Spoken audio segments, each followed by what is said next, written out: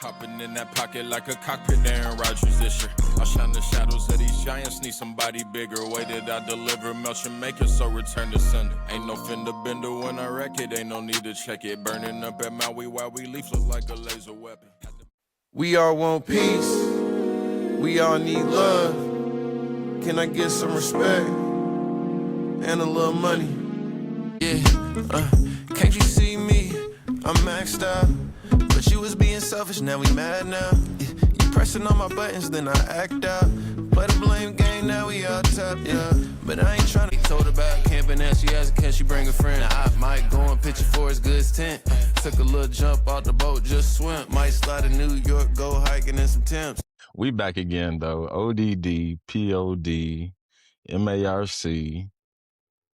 Do mine for me, cause I seen the mess up. Then, Apologize. hey, you know we got somebody. We know we got a guest with us. Somebody very special. Known him for a grip. His music elevates with every release, though, man. He's such a vibe by his own standards. If it ain't, he's gonna add some spice to it. He's adopted by Cali, but born and raised in Kentucky, man. From the KY, not the holla. You feel me? Yeah. I go to the hills, riding with the top down. I'm in the Ville, pop in, pop out. I might go to the hills, riding with the top down. I'm in the Ville, pop in, pop out. 40216 is on. Southern Terrace with the Baskin Robbins was there. Quit playing with me. You feel me? Louisville Leopard Zone, DuPont Manual Zone, Middle Tennessee State Zone. He's a fellow Leo. But like I said, whether he's carefully curating bass lines or his Juice brand by way of his Never Pressed creative collective, whether he's turning out bars about wearing his art on his sleeve or turning it into action with his clothing brand Forrestt Goods, an outdoor lifestyle brand created to inspire communities of color to explore and connect with nature, found in style, community, and adventure while giving back through local initiatives and partnerships. It's our man, Forrestt. What is good, dog? Appreciate that intro, real. It's fire. What's going on? Yeah, man. For sure. Thank you for your time. Yes, sir. Thank you for your time, for sure, man. Start out getting into it, man, for people who know your music, but they probably want to know more about Forrestt. How would you describe your upbringing? We know you from the Ville, but where do you hail from specifically? So yeah, I was born and raised in Louisville, Kentucky, mainly like in Shively. Like a lot of my early childhood I grew up in Shively. My mom and my dad, he ended up moving to the West End, like right in between Chickasaw and Shawnee Park. And then my mom, later on, she moved a little bit outside of Shively, like right on the edge of PRP. Like my grandparents still like live in Shively to this day. So, you know what I'm saying? From like Chickasaw, Shawnee Park, all the way up to, you know what I'm saying, Cameron Road, Dixie Highway, Algonquin Parkway, that whole region. That's mainly where I grew up from. Now, we don't got to put this all in the interview, but now, you know my peoples, my grandfather, he lived on Elgin for a long time, right? Yeah. Yep. Okay. Yep. He lived, now, if I'm not mistaken, it would be a couple houses down from your peoples on the same side of the street, the house with the big old huge garage. That was my grandfather's. That's your granddad? Yeah, man. He lived there all the way up till it caught on fire. Man, when was that? When was I at middle school? So that's when he moved. But man, you know your auntie Don used to babysit my daddy. I didn't know that. That's hard. Crazy. Bro, that's how small the world is, bro. That's how small the world is. Doing the research and stuff, I'm like, let me show my parents, see what they, show them your music and stuff. They was feeling it, bro. They was feeling it. I showed them Metropolitan and my pops was like, is that the railroad tracks right there? You feel me? I was like, yeah. Hey, bro. Hey, so I was like, it's such a small world. For people who don't know, we went to high school together. Me and him never really got to talk about it, but by the time I figured out he was in college, blah, blah, blah, but I just had to tell you that I'm like, it's a small world. So when you asked, I was like, I got to get them talking about Shively first before that'd be my segue into it. You feel me? He's probably passing each other that better way. You feel me? All your references, that's why they so fire to me, bro. Nah, yeah, you know them all, because I like a lot of shit that I talk about, bro, is literally like that area of town. It's really just like those blocks, you know what I'm saying? From like a Better Way to Elgin Way, you know what I'm saying? So. Bro, 40216 interlude. He got Dominique Dillard on that mug. DJ Dixie Highway and shit, and then he's naming everything off. That is so dope, dog. Yeah, Like you going literally. down memory lane, or like he's Yeah. taking you through Shively. You feel me? So it's just that's Some a real dope. Louisville shit. Yep, Louisville Easter egg shit. Like if you know, you know. And it's Mhm. crazy because it's 40216 Rashad, and I'm like, it reminds me of 50216. Right. Our Right. Cleveland connection, our 216 boys. So that's why I was Okay. like, Okay. That's crazy. oh man, but I had to get that out the way, man. That's So what's up. That's what's up. Nah, that's a crazy connection right there. Not gonna lie. I know he's probably gonna be like, he's a secret agent or something. I don't trust this. Bro, you just named like 3-4 different connections throughout y'all's lifetime. That's crazy. That's Yeah. crazy, man. That is crazy. No, Elgin Way's a special place, man, for me too. So that's why it's all dope, man. Because I'm like, I halfway grew up there too. You feel me? On the weekends, that is every other weekend, shit. The first memory of like my parents that I have is like them getting divorced type shit. So like my childhood, like I was living like, you know what I'm saying, either with my mom or my dad's house, going back and forth. So when my parents split up, my mom, she ended up getting a house literally right across the street from my grandparents' house. Okay. So we lived there up until I was in like, I think 4th grade. We moved out like right outside of Shively and PRP, but we would always spend all the summers at my grandma's crib because they got a pool in the backyard and shit. So we was just over there every day. Okay. Yes, y'all had the pool in the backyard. Yes. Yeah. I would think people would be like, was he an outdoor kid or something? Like, where'd that come from? Like, two things. Like, where did Forrestt come from? I know, but and then were you an outdoor kid? Yeah, so Forrest, that's my middle name. Everybody like growing up, they always knew me as Mace, but Forrest, I just decided to go by the name once I started getting more serious with music, just cause number one, I used to hate that name when I was a kid. Like I'd be, you know what I'm saying, in class, and like when we get a substitute teacher, they read off the attendance, and I'm the first name on there. So I don't know how they had the name structured on the list, but they would always say my middle name first before my first name, and they would be like Forrest, and like people would joke on me because my name is Forrest, because around that time some Forrest Gump came out, so they run the Forrest Gump jokes. New tree sprouting up back then. I used to run from it. Jokes flying around the class saying shit like "Run Forrest." My gosh. Yeah. You know what I'm saying? My But so I used to hate it when I was growing up, but then just as I got older, I was just like, nah, this name actually. I was cracking up when you had your interview with Don, and she was like, "Yeah, that's what we used to tease him. We used to call him. He used to hate it. He used to hate it." You know what I'm saying? So That was hilarious. yeah, bro. So just as I got older, I graduated school, and then I just wanted to start putting out music, like first as a producer, and through high school and college, like I was going by Mace God as a DJ, and I just kind of realized I'm like, I don't get a real ones know. But I didn't really want to. I didn't want to be like 60 years old, 50 years old, being called Mace God. So I'm just like, all right, let's just switch it up. You know what I'm saying? That's And pretty decided funny. to go by Forwards. But to answer your second question, yeah, I feel like I was definitely outdo this kid. Like, especially like when you born in the '90s, bro. Like we didn't have like phones and shit for real, for real. Especially like to the capacity of it, like how we got now. Like we had the PS2 Right. or like the Xbox or some shit. But for the most part, bro, we outside. Yeah. Are you really outside? Outside. And I feel like a lot of my time was spent being outside on Elgin Way, like going around the block. That was like this. It's not an alley, but it's like a big patch of like grass behind my mom's crib, and we would just be back there goofing off, like just doing like whatever, or like going up and down the railroad tracks and shit. So, and then I was also a Cub Scout. I went to Boy Scout. Like Boy Scouts started in like middle school, but my dad, he put me in Cub Scouts when I was in elementary school, and like I said, I got into camping and stuff. So yeah, That's that's kind of crazy. part of that. So you still use some of your Scouts knowledge? Yeah, you know what I'm saying? I'm still out doing like I just went to Joshua Tree this past weekend. I feel like now that I've been out here in California, like there's so many national parks and just like spots to go. So like I definitely try to take advantage of that and get outdoors as much as I can. Definitely. Branding is tough. Like, just you talking about how you decided to embrace the name Forrest, and then it all came together for you. Like, you outdoors, you're a Cub Scout, like you love, that stuff and the branding. I'm watching your videos, I'm seeing like just the Forrestt logo, like it connects. So that's dope. Yeah, nah, thank you, bro.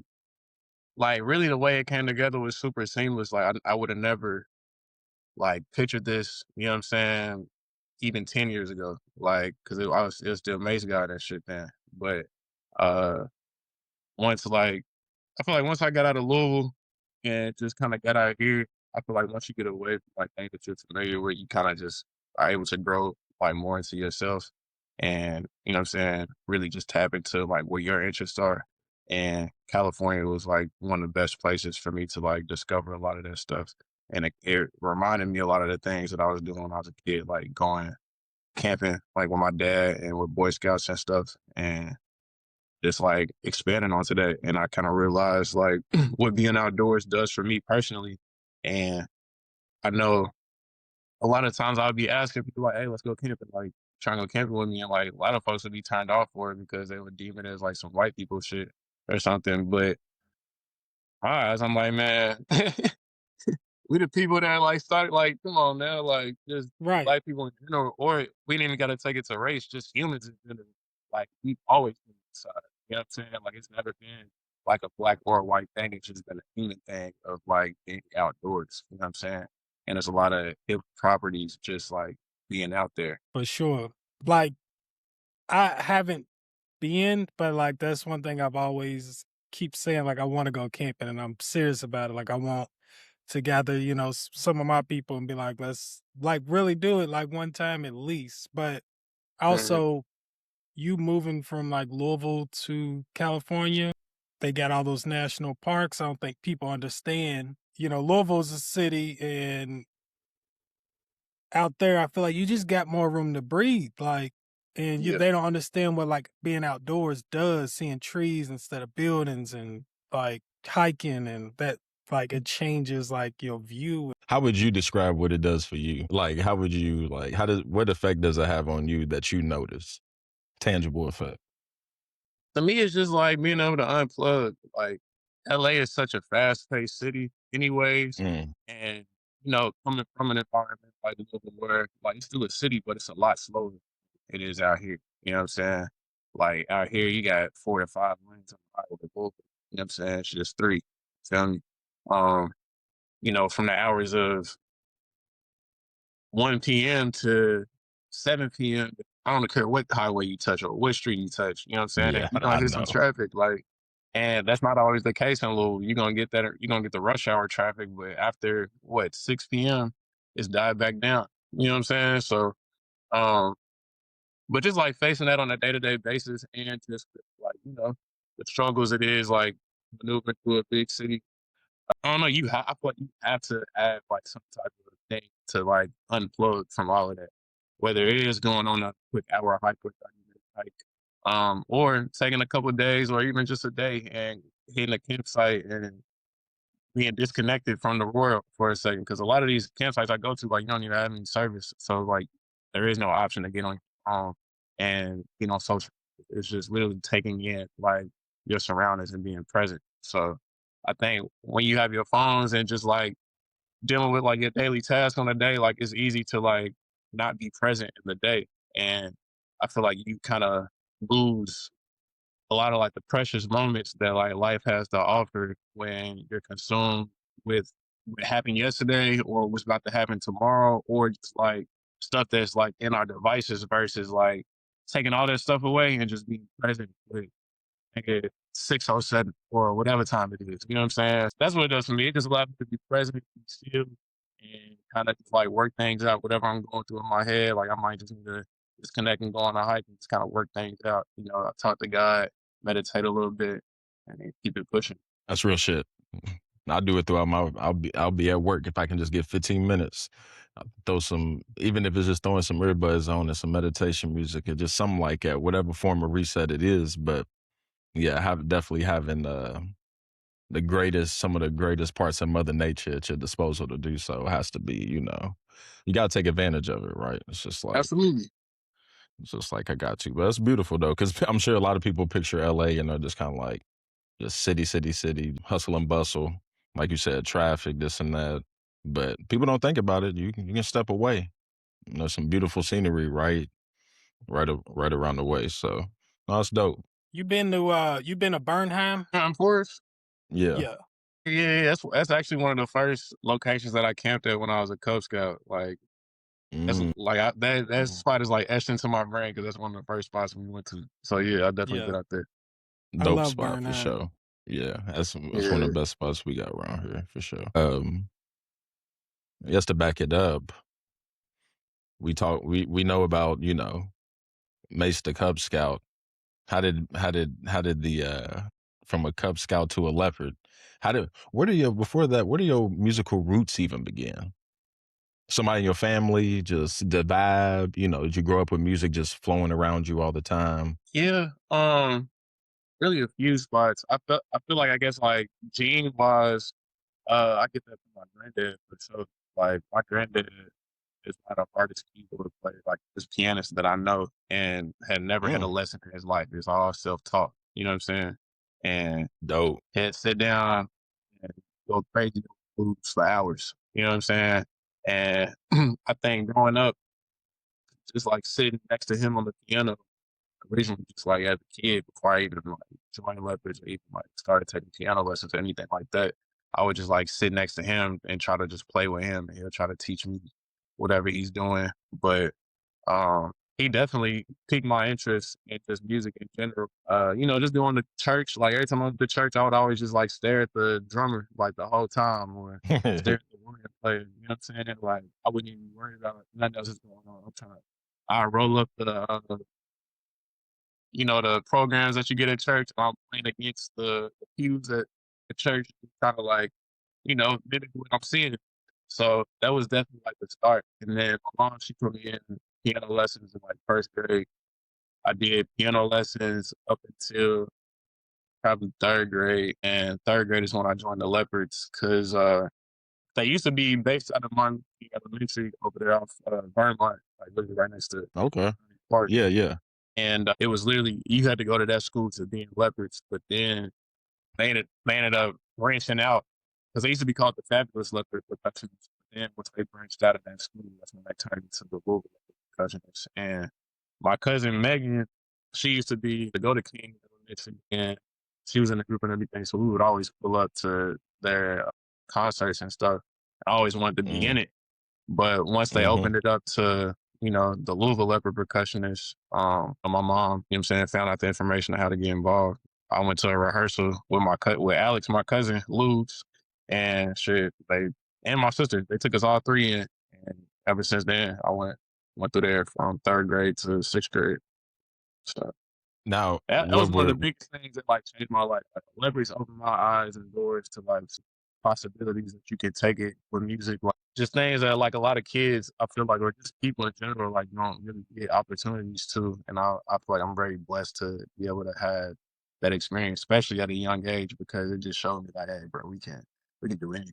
You know what I'm saying? now were y'all playing at like, I know outside y'all's recitals, but like were y'all playing like with or for anyone in particular? Were y'all traveling like because y'all seem renowned around the city, but like what makes Louisville Leopards special?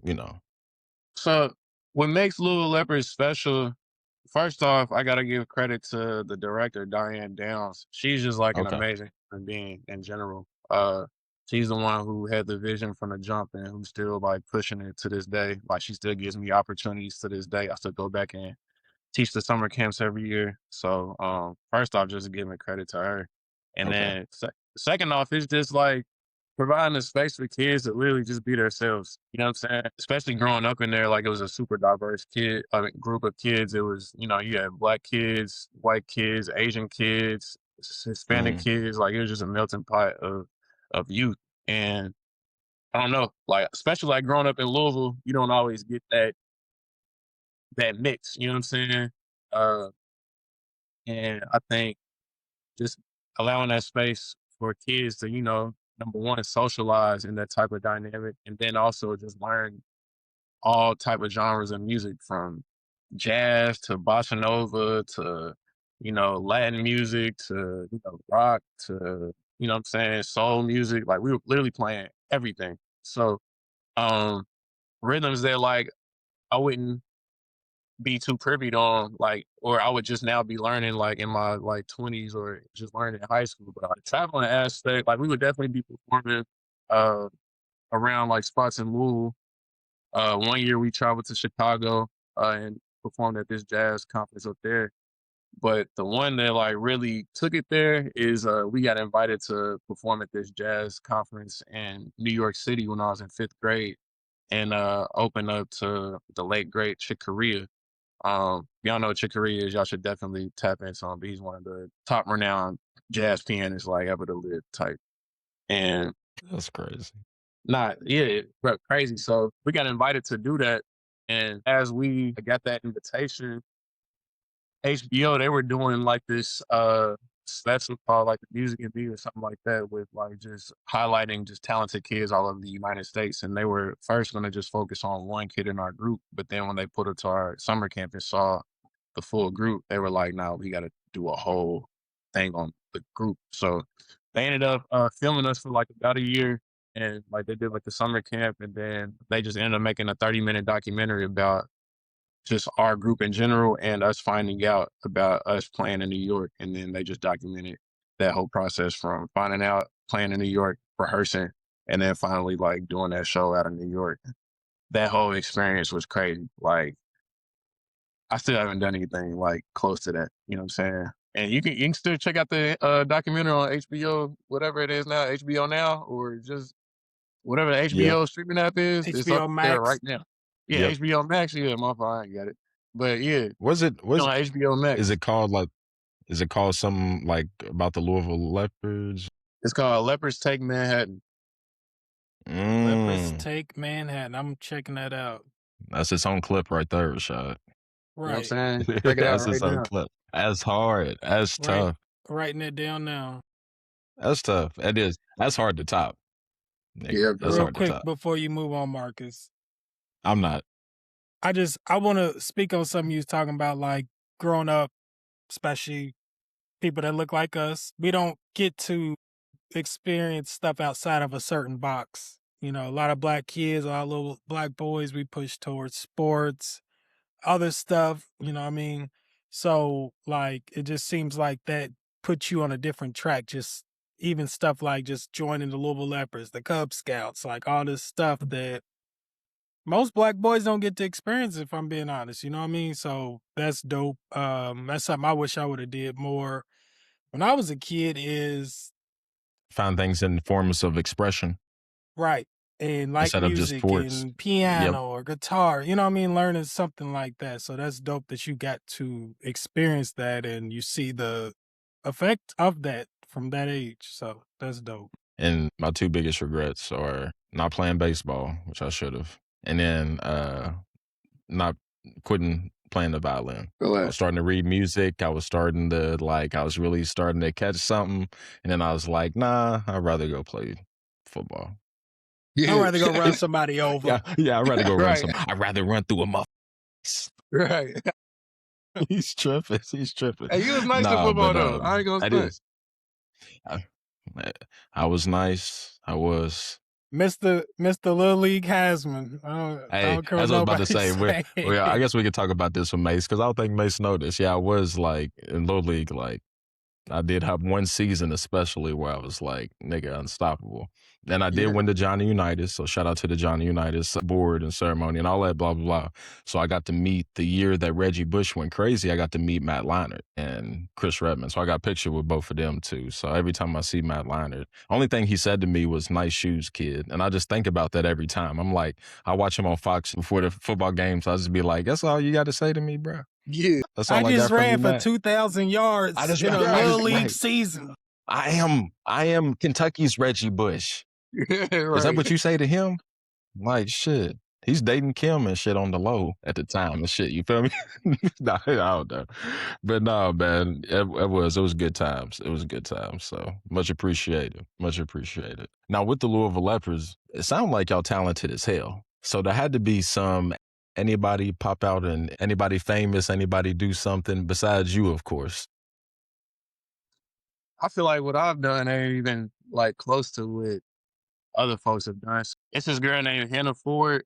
She's a little bit older than me, but she ended up graduating out of the group, and she ended up being Prince's drummer for a number of years.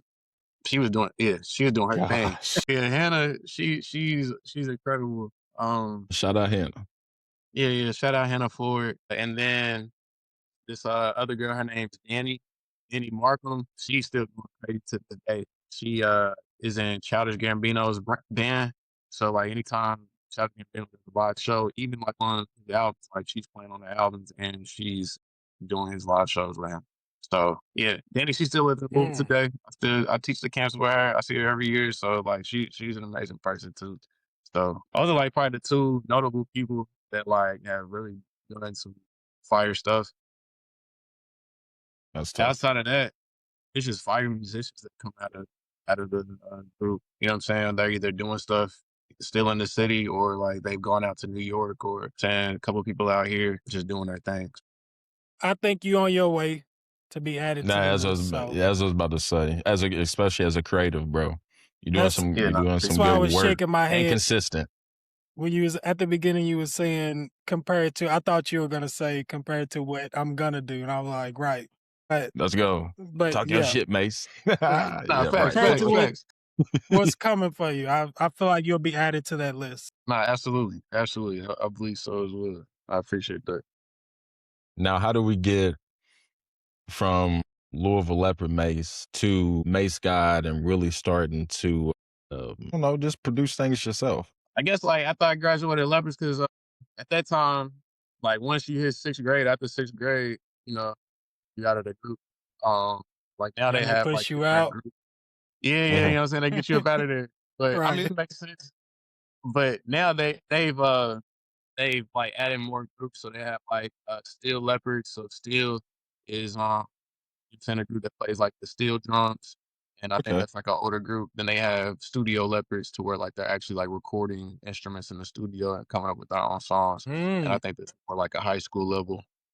So I wish they would have had that when I was in the group, but we had to pay that way so they could have that. But I guess I did mess up before we do leave Louisville Leopards. You did say that you help out. So I guess we do got to talk about that. yeah, so really, bro, since I graduated high school, every summer I go teach at the summer camp that they have every year. It's like 4 weeks of camp. I teach like 2 weeks out of the camp to like first through third graders, sometimes fourth graders. I teach the drum set class with my boy Elijah, and yeah, we just get them right for 2 weeks. They either get interested to want to be in the group, or they just come through to catch a vibe for a week. You know what I'm saying, through the summer. But it's just kind of like that experience camp to get them touching the instruments and you know what I'm saying, seeing this is something that they're interested in. But I'm not gonna lie, bro. Like we really get them together though. Like, cause I teach two groups of kids. It's 1 week, first set of group, and then the second week is a whole new set of groups. Oh, Well, okay. new group of kids, and like from Monday to Friday, bro, it's like they go from not being able to play the drums at all, or maybe being able to play to we got at least like 3 drum beats that they solid at. You know what I'm saying? So yeah, it's always fun to do every year. Hey, get your kid in there. You know what I'm saying? Come Get through. your You kid. know what I'm saying? We'll get them Get your right. kid in there. Might polish up a gym. You don't know Yeah. what you got. You don't know what you got till you do. Does that feel good to like have a full circle moment? This is what got you to where you at least the foundation for it, and then you get to go back and you might be teaching the next Forrestt. You know what I mean? No, facts. Yeah, it's definitely a full circle moment, bro. And just like a humbling experience every time too. Because it's like you just get reminded every time you pull up, like where you came from. Yeah. And I think it makes me want to be able to pour into it more. Like even when I do get to higher heights, it's like, okay, since they blessed me so much, like how can I like give back even more? Like once I have more means too, like outside of just teaching. Right. You know what I'm saying? Right. So, yeah, bro, like it's definitely a good feeling. I got 2 kids. I got 2 girls, 2 under 2. Hey. Now wait. I was about to say, now, is there anything you learned about yourself where you just be like, how do you feel it? Is it a birth control? You know what I'm saying? How do you deal with the kids? I mean, like I feel like there's like a system of communication that's just always like been there. You know what I'm saying? And I feel like the kids respond to it well. So it's not really hard. And also like it's just simple as look, if y'all not doing what y'all supposed to do, we're not playing the drums. You know what I'm saying? And they all want to play the drums. So like, Mm, it's always yeah, for the most part, like they're just excited to play. You know what I'm saying? And like the more excited they are, like I'm excited to teach them. You know what I'm saying? Right. So Get your teacher kid in Forrestt. Louisville Leopards. That's what I was about to say. That's what I was about to say. That was a good response. This man, he majored in the art of conflict resolution between the ages of, 10 and 10 or whatever. No, that's good, man. That's what's up. That's really dope. So no, but I guess to get back on to what I asked you before I interrupted you. So how did we get from Louisville Leopard Maze to, I don't know, recording your first song or Mace God. Mace yeah, God? yeah. Let's go to Louisville Leopards, the Mace God, and Mace God to Forest. So There you go. yeah. So at the Leopards, I went through middle school. I ended up applying to YPaths and Mayo, and I ended up getting accepted. And I was a percussion major, so I was playing in percussion ensemble, symphonic band, and one ensemble. Like all 4 years of me being there, and like especially during that time, like YPaths is like it's like a college program. You know what I'm saying? It's definitely not for the weak. And to be honest, like I almost got kicked out of Mayo my freshman year just because like I wasn't focused. I wasn't like ready for workload. It wasn't anything that I was expecting at all. You know what I'm saying? Like Brown, they kind of let me cruise through there. You know what I'm saying? Without like any like consequences, or they were very like forgiving and lenient. Like when we got to manual, like all that was out the door. It's like either you here to do the work or we gonna Yes. find somebody else to replace you. You know what I'm saying? Marcus, you know what I'm saying? Yep. Uh, when it comes to like YPass, like it definitely was a culture shock, but it was also very good for me because I think and it's still a lot of just core principles as far as like being prepared. What it takes to even get to the stage of performing in front of everybody and how you should feel as far as like a level of readiness before you even touch the stage. So yeah, like it was times where it was embarrassing moments that like I've been in at YPass just like not being prepared. But I feel like by the time I got out of YPass, like I was equipped with everything that I needed, what I'm saying, to succeed just because of um, the teachers and everybody, specifically my percussion teacher, Todd Parker. I gotta give a lot of credit to him. Like he was on me tough, like super tough. Like even like to the point I remember my junior year is like I had always like loved playing sports. Like I played basketball all through middle school. I couldn't play in high school because my percussion schedule conflicted with practice and everything. Uh, After school. you know what I'm saying? After school, like you had to be there to rehearse, and like I couldn't do that Bro, and play basketball, so I had to get back up to and the Y pass. Rashad, they And was there as late as we were. man, They was late. They were there as late as we were, dog. And maybe later. And yeah, maybe not later for real. sometimes, Like bro. it's times when I That's ain't leave school to crazy. like I'm being 7:30, 8 o'clock. Real, YPass was real wild. work. You was there, you might be there. You might be there for 12 hours, dog. Nah, for That's real, bro. crazy. You gotta be back And get at up and do it 7:30 again. in the morning. And get up and do it again. Right. Yeah. That's why I'm like, yeah, he's being for real. It's a shock. Yeah, It's a bro. shock. But keep going. Yeah, so I remember my junior year I decided to play football. I came Mm-hmm. in, what I'm saying, we game day, everybody wearing their jerseys. I came into my percussion class. Man, my percussion teacher, he pulled me off to the side, had me in the office with my band teacher, and he just gave me the business. He was just like, "How are you gonna find the time to practice football and also percussion ensemble and be ready and this and that?" And like I was already on the track of like not getting prepared as much as I, what I'm saying. I went on the same page as everybody else. You know what I'm saying? Because I just had a different agenda when I was in high school versus like the people that were Mm-hmm. there, and that was just a lesson I had to learn. Right. By my senior year, bro, like he was right. Mm-hmm. That's a lot to juggle. It's allowed me to, what I'm saying, be hyper focused. So by the time I got to college, I knew I wanted to go to Middle Tennessee State, but I ended up getting a partial scholarship at Indiana University Southeast to play in their band. And when I just got there, I was just like, this ain't really for me. Like, I feel like I was already like the best person in the band, like being a freshman, like the audio engineering classes and like music business classes I was taking. Like I was a freshman in like 300, 400 level classes. And I'm just like, bro, this ain't really challenging. You know what I'm saying? And I just wanted to have a different college experience Right. overall. So I ended up transferring to Middle Tennessee State my sophomore year. Like I picked up DJing because my homies Rosario and Lugs, they had just dropped the tape 603, which was going up on SoundCloud and in the city at the time. And like we were doing local shows. Well, like they first local show was at Haymarket Whiskey Bar. It's over there on Market. I don't know if that's still a bar though.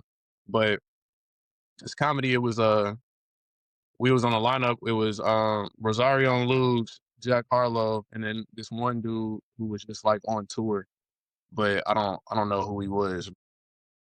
He had booked them to bring people out for his tour in general. That was my first time meeting Jack, and that's when I was like, okay, Jack, he actually gonna be a problem.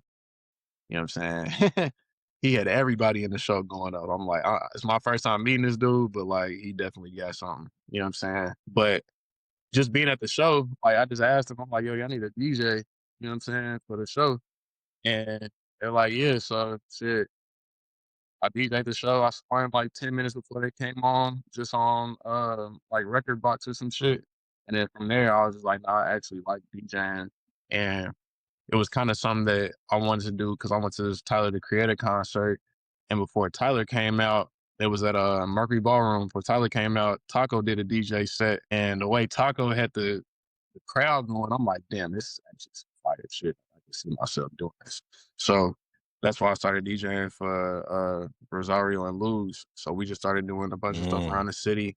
I started DJing up at MTSU, like a lot of their like art events and like shows out there. And I ended up linking up with this dude named Breezy.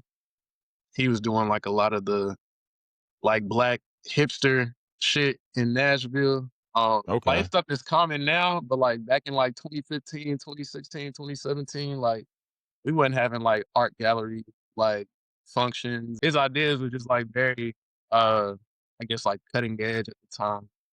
Now he didn't have anything. He didn't have anything to do with the Black Farmers Market idea, did he? Nah. Okay, I just want to make sure. That's two separate things. I was about to say. I just want to make sure because I heard about it and I'm like, you talking about it. I'm like, I just got to make sure that because I'm like, damn, my dude's. So I give y'all a quick like synopsis of what Breezy was doing. So he had this event called Art House, and he would get like probably like 5 or 6 artists, rent out an art gallery, and just have their art on display. And he'll have like 2 or 3 different DJs spinning through the night with like a food truck outside and like, you know what I'm saying, a couple clothing vendors. You feel me? That's dope. And everybody have on solid fits.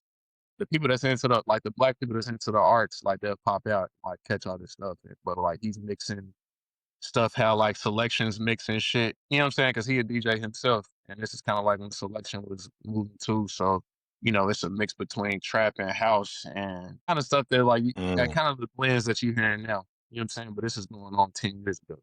He also did this event called Kodak Kickback, where he would hire like 4 different photographers and set up like 3 or 4 different scenes. You know, one scene might be like a schoolroom scene, another scene might be a like turf and like golf scene, and then another one just might be like some cool shit, like with some lights. And literally everybody from Nashville to TSU to MTSU, they'll pull up with they homies, fits, and just flick it up in front of all these different scenes. They'll drop the link to the photos probably like 2 days later. And then now everybody grabbing their photos, posting it on Instagram. And like, that's how like the party got big. Like, and I used to DJ OddPod. You know what I'm saying? That's dope.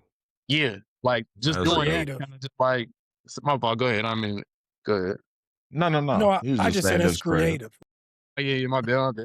Yeah, so like I went to my first art house and I was like, damn, I would love to like DJ some shit like this. And one of my homies, they threw an art show in Murfreesboro that they ended up asking me to spin it. So I was spinning there. Breezy pulled up to that and like was fucking with my whole set. So he just came up to me, like, got my information and told me he wanted me to spin the next art house. And I was like, oh shit, is that the first one? I want to do this. I ended up just spinning like all his events like during my time in Murfreesboro along with a couple other dudes. And that was like the whole Mace Guy era. Like I was doing stuff in Louisville.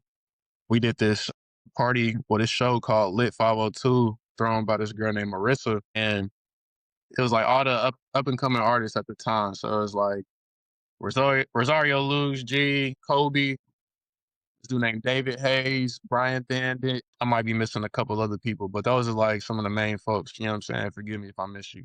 But I was the DJ for the show. And I remember the show started at like 8 o'clock. Doors opened up at 7. And I had an hour set between 7 and 8. Bro, by 7:20, the shit was filled. Like I still got videos of the shit. And I'm looking at the time, I'm like, damn, it must be almost 8. But I still had like 40 more minutes of the DJ set left. And I'm like, oh shit. So we just got it cracking and like that Shit. night, yeah, bro. That shit was crazy. But that night was like a pinnacle night just to me in like the Louisville music scene, especially just on like the rap and R&B side, just as like to where it could be taken to, you know what I'm saying? And then you had groups like the homies pop out, and then like some of the names that you seeing now with like Shy, Horse, and all of that's crazy. Otez, you know what I'm saying? All those, all that's crazy crew, you know Hmm. what I'm saying? Let me see. It's just all the names that you're seeing now. You know what I'm saying? Alan Vice. But yeah, I felt like that was like without that movement or without that show, I feel like you just wouldn't, I ain't gonna say like it wouldn't be what it is now, but that was just like an eye opener to like what, you know what I'm saying, you get out the city as far as like support. So yeah, did that, graduated school, moved out here, and I ended up getting an internship with Atlantic Records. That's why I moved out here. It rolled over into a job as an engineer. And just like my time being up at the studio every day, I was just working on beats and just like working on stuff like just in my free time. And I remember as I was like looking for a new crib because I was staying with my brother for like 2 months. He's in the Air Force, so he got restationed in Colorado. I ended up staying with one of my friends for like for like damn near like a week while I was looking for a new crib. Shout out Jana, Trey Wells. They let me stay at their spot. You know what I'm saying? Hey, shout out Chop 8. Shout You out know what I'm Chop. saying? Shout out Top, Shout out man. the Waddells. Shout out all of them. You know, I was about to say, you know, Jana. Yeah, I was about to say. Yeah. So no, it was just forever the homies. But it was just cool having, having that connection out here, and they let me crash on the couch for a week. But as I was staying at their spot, I had like passed by like this like a it was like this flower bush. I parked my car by it, but like the bush was like so fire, so I just took a picture of it. And this was when like Visco, like the app was like cracking, and like everybody editing their photos on Visco. So I was like, I just edited the photo on there and kind of just squared it off like an album. And I'm like, nah, this would actually be a crazy album cover. And I'm like, damn, I need to make an EP or like some type of project. So that led me to making my first project, Floral Forest. Floral. That I, yeah, you know what I'm saying? So yeah. But still at that time, like I never like thought about being like an artist as far as like me actually being on the mic. I just wanted to produce and have projects like that. But by that time, like I had already wanted to go by Forrestt, you know what I'm saying? And I ended up putting that first project out. Shout out to everybody that was a part of that. But then the way I started rapping though was I'd be making beats and I'd be sending them out to folks, or like I'd be sending them to my boy, to my cousin Luge, and like he would never send me anything back. And I'm just like, maybe he don't like understand like how to approach these, because you know what I'm saying. Sometimes I'd be making shit to where you got to like catch a certain cadence to, especially at that time. And I was like, well, let me just try to like make some reference tracks for him just to like, you know what I'm saying, show him what I'm thinking. So like just me making those reference tracks kind of just led to me making my own songs. And I'm just like, this shit kind of sound hard. So I just started, building from there, and then ended up putting out my own shit. You know what I'm saying? So yeah, that's kind of like the evolution That from little like, voice in them. That little voice in them was bubbling. Nah, little for real. voice in him was bubbling. It was like, nah, nigga. You might have to keep this for yourself. You have to Nah, keep this literally, one for you. Exactly. I wish I would have put out some of those early songs that I did make, because like I feel like those are like still fire. You know what I'm saying? Especially to put out at that time. Mm-hmm. A lot of those never saw the light. Remake them. Right. Just branch off, Never stem off or something. Just Yeah, something. yeah, Just yeah, something. yeah. take Just take something. a Just a verse little bit. from it or something. A little, Yeah, just a you know, little, some Nah, just a facts. bars. little melody or something. Nothing too crazy. Before we get too far, though, I do want to Yeah. ask you, like, and this is also for maybe some artists that will watch this interview. You said you got signed by Atlantic, right? Nah, not a deal in a good time. I'm Intern. still independent. I'm still all that. So after I graduated school, my boy Christian McCarty, he's the founder and owner of Legion, which is a management company for some of the top songwriters in the game today. And he's actually from Louisville too. Well, he's from Clarksville, Tennessee, but he ended up going to high school in Louisville at Brown, and then he ended up going to MTSU as well. He's one of the reasons why I even went to MTSU to Okay. begin with. But after I graduated school, I knew he was out here, doing his thing. So I just like texted him, just asking about opportunities, because I didn't have anything set up after I graduated college. And so I just texted him like, "Hey, bro, you know anything going on in LA that like I could like apply for?" And anything. He ends up setting me up with this dude named Knowledge, who was the studio manager at the time, and set me up on an email with them. They called me out for an interview. I'm thinking it's a job interview. So like I fly out here thinking I'm like applying for a job. I get out here, they tell me it's an internship, and I'm just like, all right, fuck it. Like, I talked to my brother about it. He was like, look, I'll be here for 2 months, but like you can do whatever you need to do. And that time you can stay here. But after that, you know what I'm saying? So during that 2 month span, I was just at the studio literally from like 1 p.m. to 3 a.m., 1 p.m. to 5 a.m., like every day. You know what I'm saying? Making runs, cleaning the studio.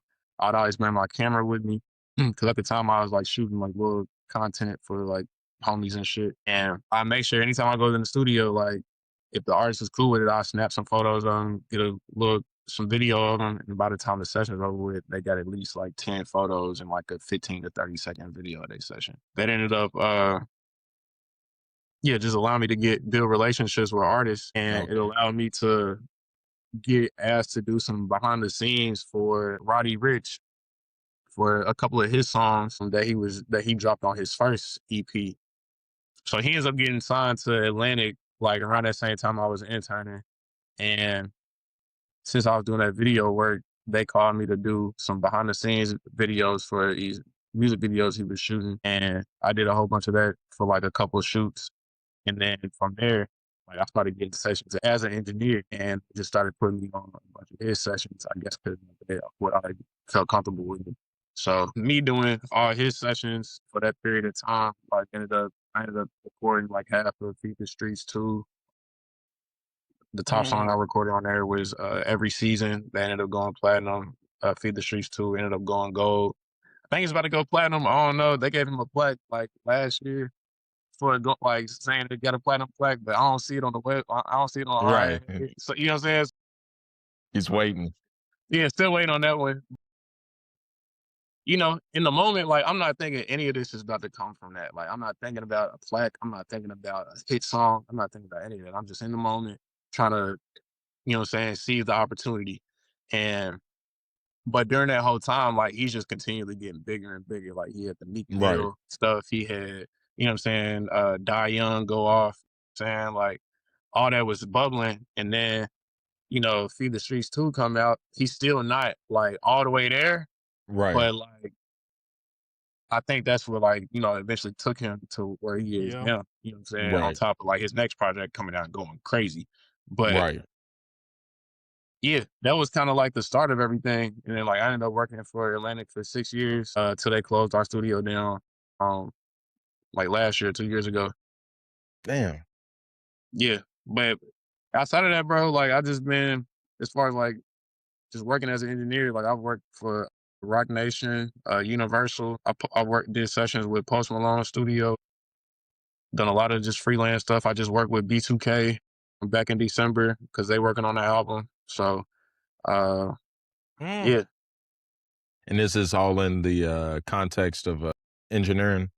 Yeah, it's just all engineering. It's all Like, engineering. But mhm. me, I think Dope. that's another thing that helped me out, like as an artist, just working with all these high level Mhm. artists. Like I'm learning how to like structure songs. I'm learning how to, record different ways. You know what I'm saying? And just literally just like show up as an artist when I'm realizing, okay, I also have something to tell and I can do it myself as far as like recording and make the shit sound good. I already make beats. It's like, why not? You know what I'm saying? So Yeah, it's times yeah. where you just get like these little like Easter eggs of like reassurance, or like you're not even thinking about it. But it's a dude named Derek Milano. He one of the top songwriters. Both Nicki, Cardi, Megan, like all the any female rapper, he done probably wrote the top 50 last night. But Mm. as he was emerging as a songwriter, I was doing a lot of his sessions, and I remember one time he was just like, "Forrest, bro, you an artist?" I'm like, "Nah." He was like, and this is before like I like started like rapping and shit. He was like, "I ain't gonna stunt, bro. If you was an artist, I'd sign you right now. Like, you look so much like an art, like you just look like you got it." And I'm just like, damn. And then that was like something that kind of just like, sparked the fire of, damn, I should probably like, what I'm saying? I had already put out my project like as a producer, and I'm just like, well, I already got like the brand as an artist started, you know what I'm saying? And I just started making like these new songs. So it's like, fuck it. Like let's just lean into it. You feel me? That little voice started screaming. Yeah. I told you, nigga. I told you. Shit, I told you. Nah. Hey, What was you gonna plus I say? ain't gonna say, I gotta say this while I'm on here. Marcus, I don't know if you remember, but you high key gave me my first recording equipment. I was gonna wait to the end. Yeah. Hey, bro, he gave me this USB mic and like the foam and shit and the stand. Like it's probably either my senior year of high school or it's like probably like shortly after you graduated. But I remember that to this day, bro. I pulled up and got that shit from you, and we was definitely using that And motherfucker. for So anyone who doesn't know, that's the recording equipment right before me and Rashad went and got some different recording equipment like a yeah, year later, maybe. And then we started experimenting ourselves and shit. It's yeah, that's crazy. hard. You never know. You Nah, never know facts. where this shit's gonna fall. And I'm like, I'm listening to him and I'm like amazed. I'm like, really? I'm like, for real? Like, that's dope. I ain't gonna lie, Mason. That's dope. I love Your it. whole the whole roller coaster all the way up to dude being like, "Yeah, you need to drop something." Like, yeah, you need to go Yeah, ahead and you need to, you know, polish yourself off, see what you working with type shit. Right. And coming from somebody, who end up doing so much, I know that has to be reassuring. I don't know. Yeah, just reassuring for real. yeah. I mean, like, I also took it with a grain of salt because, like, you ain't never heard anything that I had dropped any, or like, you know, but just That's as far true. as like a image, I'm saying, Right. standpoint, Right. like, that do behalf of it. You know what I'm saying? It's like, okay, do you look the part? Cool. Now, what's the music sound like though? You know what I'm saying? So I think that's like the part that I'm really working on, just polishing. Now it's just like, all right, let's get the music sounding where I know it can go. Right. Damn. That's crazy. The only thing I was gonna say, because you was talking about how you were making these beats, sending them to your people, and you wasn't getting nothing. First off, that's how a lot of producers start rapping. I swear, because you'd be like, "Man, I'm gonna just get on it," and then secondly, like it's almost God pushing you, making the conditions to where you start thinking like, "Hey, I'm gonna just do it," and then people like you just said coming to you and like, "You look like you rap," or whatever, like, and God like pushes you in weird ways. Stuff like, "Ain't nobody getting on my beats." You know what I mean? I know they pretty Yeah. good, and All the where way you to so all the way to man, you don't rap. Nah, you be a right, dope right. artist. That's what I'm saying. It's like it starts building up to where you kind of like, huh. But that is true. I agree with all that. I agree with all that. So on Floor Forest, like you said, you wasn't rapping on that one. No. That has Carleon on it though, right? Yep. Yep. That's still in my rotation today. I don't know. That the Carleon hits. That's a It's banger. just that's just what it is. And then I ain't want to mispronounce it. He's dope. That's the first time I heard of him. I did not know it was your cousin. Yeah. Of course, you know, we know Sloob. Sloob killed it. We'll talk about him in another song y'all did later. But did you know when you heard that one? I like, no, get me wrong. Like, I like the project as a whole. But did you know when you heard that one, you was like, they snapped on that one? Yeah, nah, like that one, that's definitely a song that's fire, and I definitely feel like they slapped them, but I don't. To me, that's not even my favorite song off the project. Like that one is hard, but my favorite song would probably have to be between "Meditate" and Taylor verse.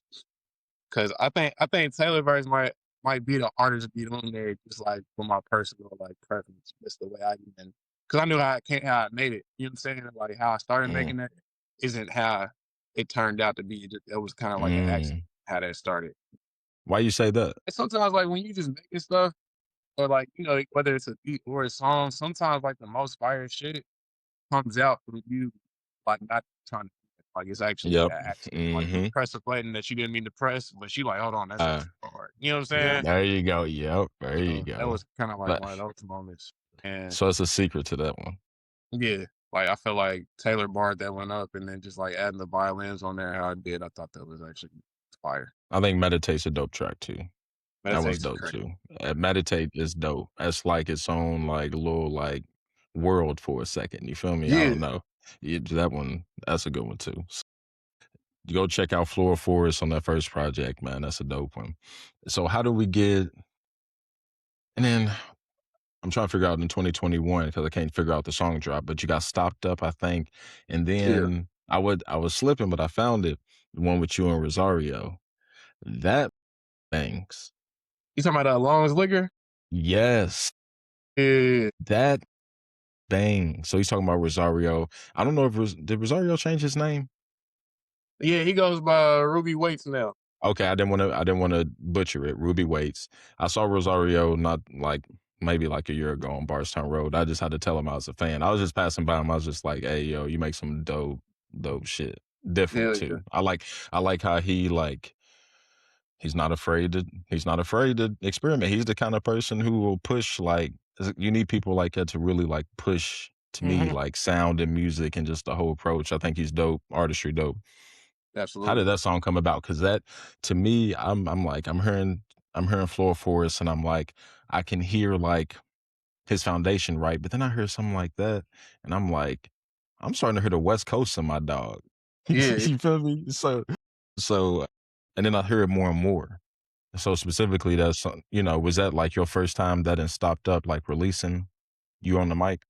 yeah. So that was my first song ever that I dropped. Like as far as me being on the mic, and it really happened because I recorded that song while I had COVID, and it's like 2010. It's like they were serious about like the 14-day quarantine and shit. So Mm, me and two of my homies that I live with, we had COVID all at the same time. But like, we basically lived in like a compound. So we had like two duplexes. Like we're all like in that duplex building. You know what I'm saying? So it was like damn near seven of us in like this duplex. So like mm, three of us out of the seven, we all had COVID. Well, we had COVID at the same time. So damn.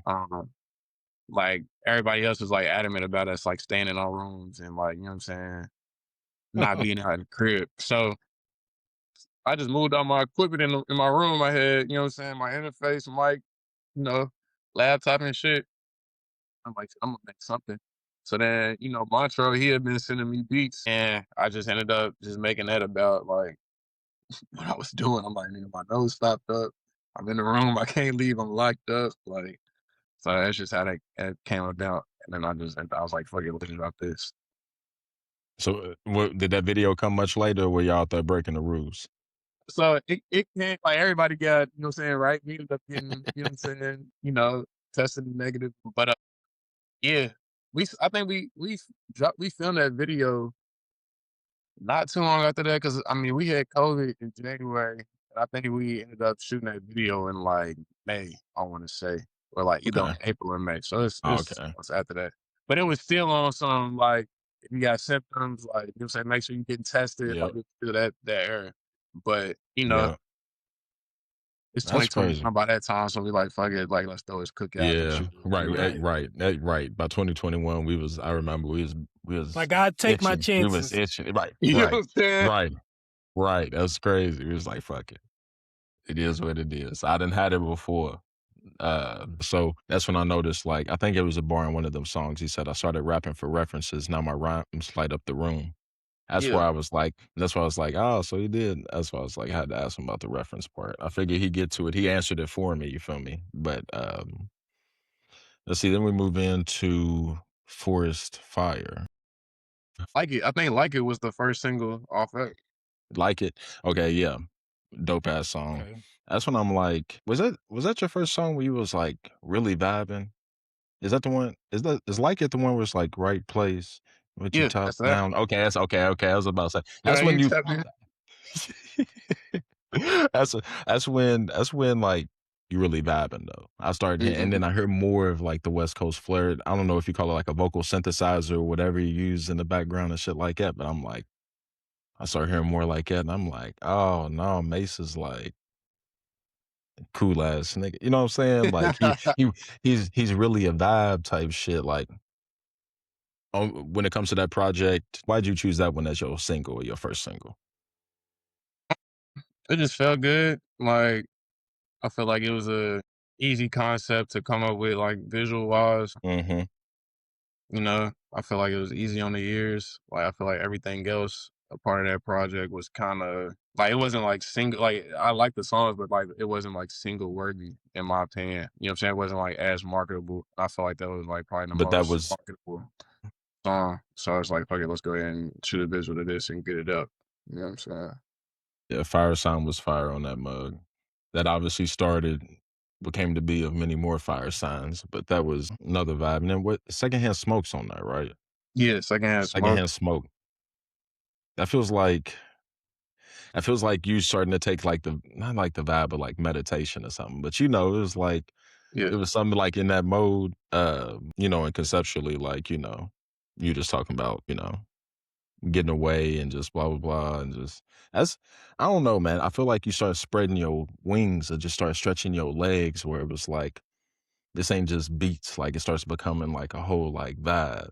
Like did you Hmm. feel like you like I don't know, not really like turned a new leaf, but what were you going for on that project in comparison to like Floral Forest? I mean, with that one, I just kind of like wanted to like number one, see, can I like actually put a project together with just like me being the artist, you know what I'm saying, vocally. And then I also just kind of wanted to start to introduce like the range of music that I can make as well. You know what I'm saying? Cause like it starts off with like a classic like hip hop vibe. Then we get Mm, into like the West Coast shit with, Like It. Then we get into, the secondhand smokes, you know what I'm saying? mhm. And that's like more vibey. And then Fire Sign is kind of abstract, you know what I'm Yep. saying? And Yep. then, Burn is like more of like a R&B type shit where I'm kind of singing on there. And Mm, then Elgin Way is like kind of just like that storytelling in a way, you know what I'm saying? hell So yeah. I just kind of wanted to like take people through a journey like of like even just like what a fire is, you know what I'm saying? It starts off like to where that shit just kind of gets kind of out of hand. And then like as the wood burns, it kind of just tapers off into like the Mellows calm. out. It just mellows out. You know what I'm That's Hmm. saying? dope. That's dope. Easter egging. That's Easter Yeah. egging. I don't even know what to say. right. What is on it, of course, Elgin Way. He says Better Way, Big Red, and a bag of Grippos. Now, I love Better Way. It's the spot. Yeah. You said you can only get three things from Better Way. You already got your bag of Grippos. You already got your Big Red. What's the third thing you're getting from Better Way? Shit. I might, like, if I'm feeling wavy, like, I might just get some, like, potato wedges because, they got the, you know what I'm saying, the little, you feel me, off to the side. So, I'm I might get me, Yes, like, some sir. wings, some wedges or some shit. I'm not gonna lie. Ding, ding, ding, ding, ding. Yeah. Look, he go around lunchtime or something. You feel me? What? Nice and hot and ready for you, boy. I think B Fines told me he was like, I can't remember the conversation we had, but he was like, "No, Better Way is like that, man. You need to go." Bro, if you from around there, you rep Better Way like it's, you feel me? Bro, I've it's a seen it all the staple. time. I don't think I ever stopped Religiously. in. Bro, we used to walk there all the time because it's the closest like just store like to my grandma's house. So they used to drive us over there, but then like once we got older, they like, all right, y'all can go walk over there. And we were there and they take $5, grab some Yup. snacks, walk right Right. back. Yes, bro. Yes, bro. Had to ask that. Had to ask it. See. Now you did 7 songs, I guess A, and then 7 songs B. Did you try to keep it that way on purpose, or did it just happen? I think it just happened like that, to be honest. Yeah, I try not to like get too caught up into the numbers. I kind of just like try to just keep it at like feeling wise, like, you know, and I think for both of those projects, like that number just like captured what I was trying to capture. Like I felt like if I Mm. would have added any more, it would have felt too long. Or like if I would have took one away, it probably would have felt a little too short. So I feel like 7. That's one of my favorite numbers too. So I probably was cool with that. You know what I'm saying? Mhm. I was about The to double ask, were you on 7s. some the number of completion, you know? Like Right, that's Yeah, I right. mean, like, yeah, like that too. Like I can't lie, like I do think about stuff like that. Like I was also born in July, and that's, you know what I'm saying, Mm. the 7th month. You know what I'm saying? So 777. yeah, like I feel like 7 has like been prevalent like throughout my life for real. Like Carmelo Anthony, that's my favorite basketball player. He switched to the Mm. number 7 after 15. You know what I'm yeah. saying? So yeah. He said there was no meaning at first, but the universe gave it meaning, obviously. He said it Yeah, like we're gonna add some meaning to it. Like here goes, you know what I'm saying? So we can add a add little to it. spice to it. The intro on part B where it's like you don't drop enough. It's like, yeah, Big Foe definitely feels like a response. Yeah. No, That that's would tell. It definitely feels like a response. And then getting to Zapdos is on that one. That's it's on that one. 2023. You and Schloob went crazy on that one, man.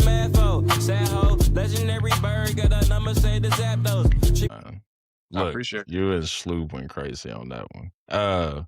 Sure. How did that come about? How was it working with Schloob and the homies? How'd you? Because I know you said you've ran into a show, DJ, Jack, blah blah blah, all them.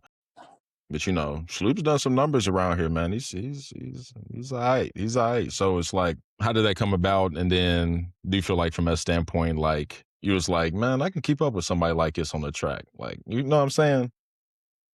I think around that time, like, you know, everybody was kind of cooking, and I know I was in the city for like during the summertime, and I just pulled up on him, and he was just playing me a bunch of records. You know what I'm saying? Seeing like if I wanted to hop on some shit, and I ended up hopping on like 3 of them, but that was probably like one of the hardest ones that I hopped on, and like it was his song at first. Like that's why he started the song off. You know what I'm saying? Because he kicked that whole shit off. And then after I hopped on it, like he wasn't doing anything with it, so I'm just like, yo, can I use this for the project? And shit, he was cool with it. So, but it definitely, you know, Sloop, he had been rapping like a lot longer than me at that point. You know what I'm saying? And like Sloop just is who he is. Like that nigga is crazy. Right. You know what I'm saying? So, Right.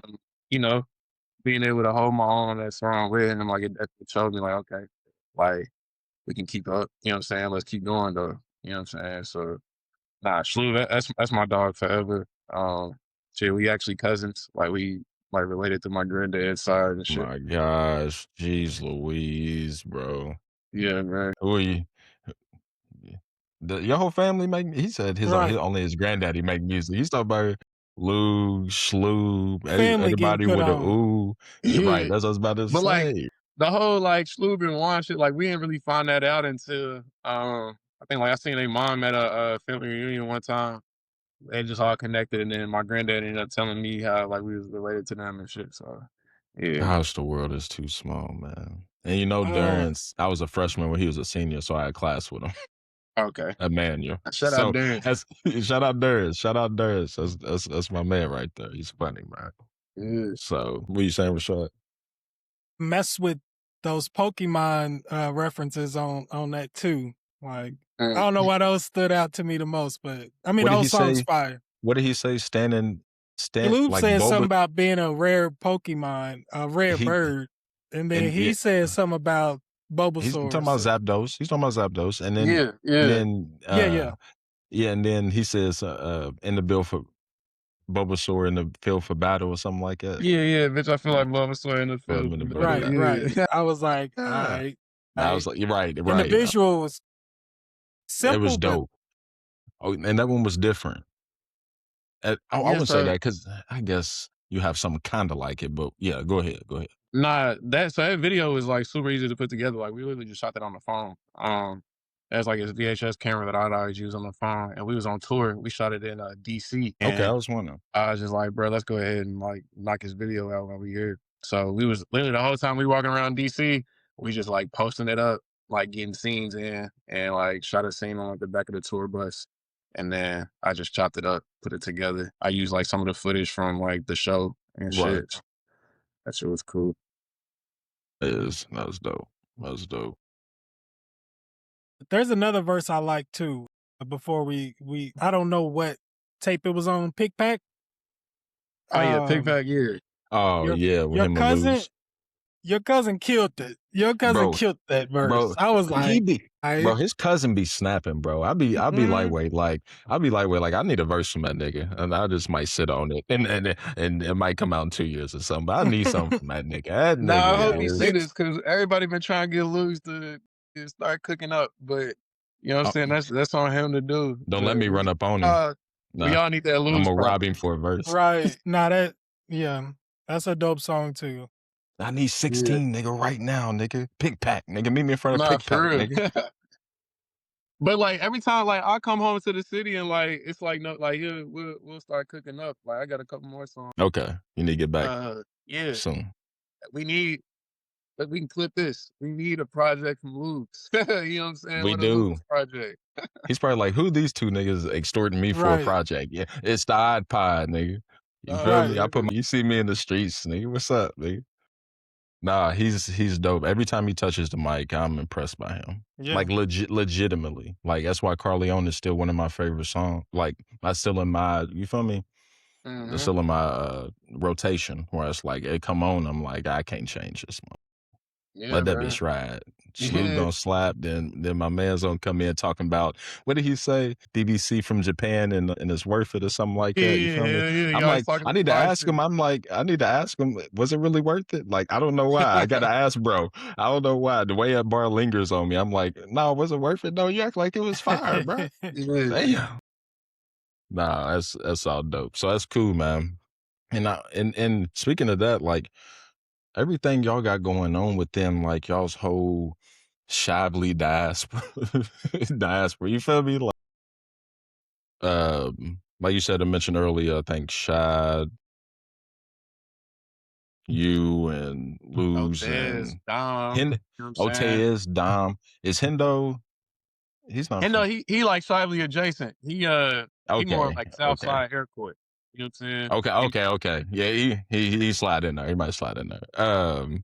I'm trying to think who else is from her. That's y'all were just y'all's artistry's dope. Like your artistry's dope, and it's all different.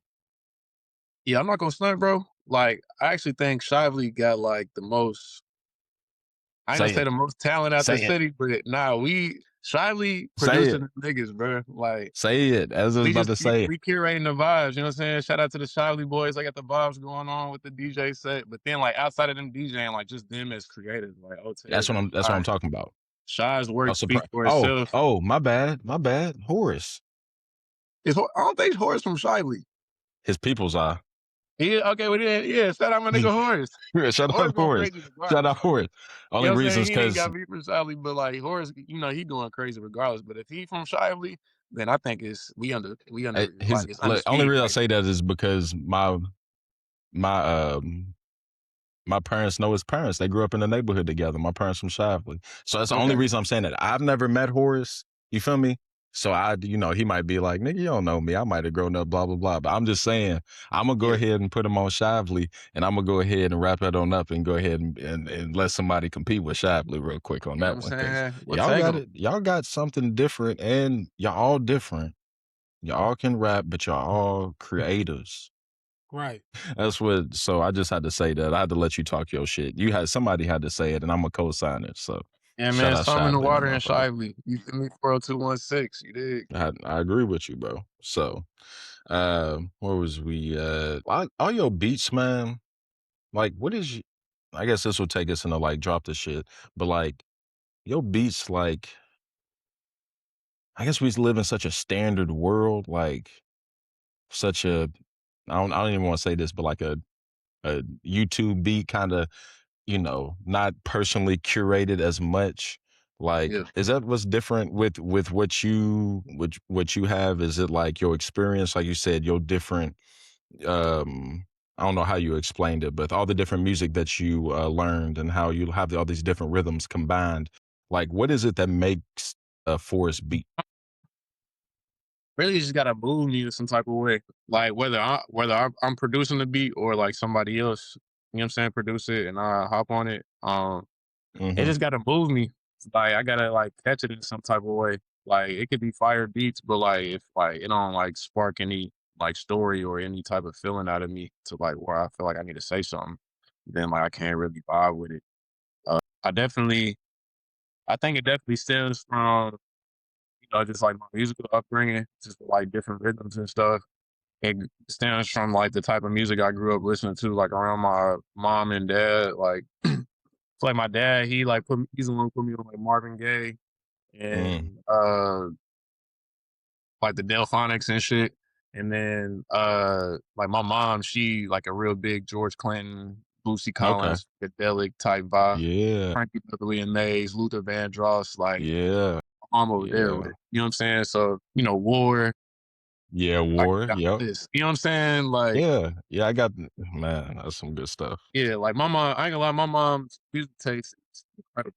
Like she has put me on to so much music, like that I now have to like play on a daily. You know what I'm saying? I got a Mm. old playlist of just like stuff that I was listening to that she was playing. So Sounds like Rashad.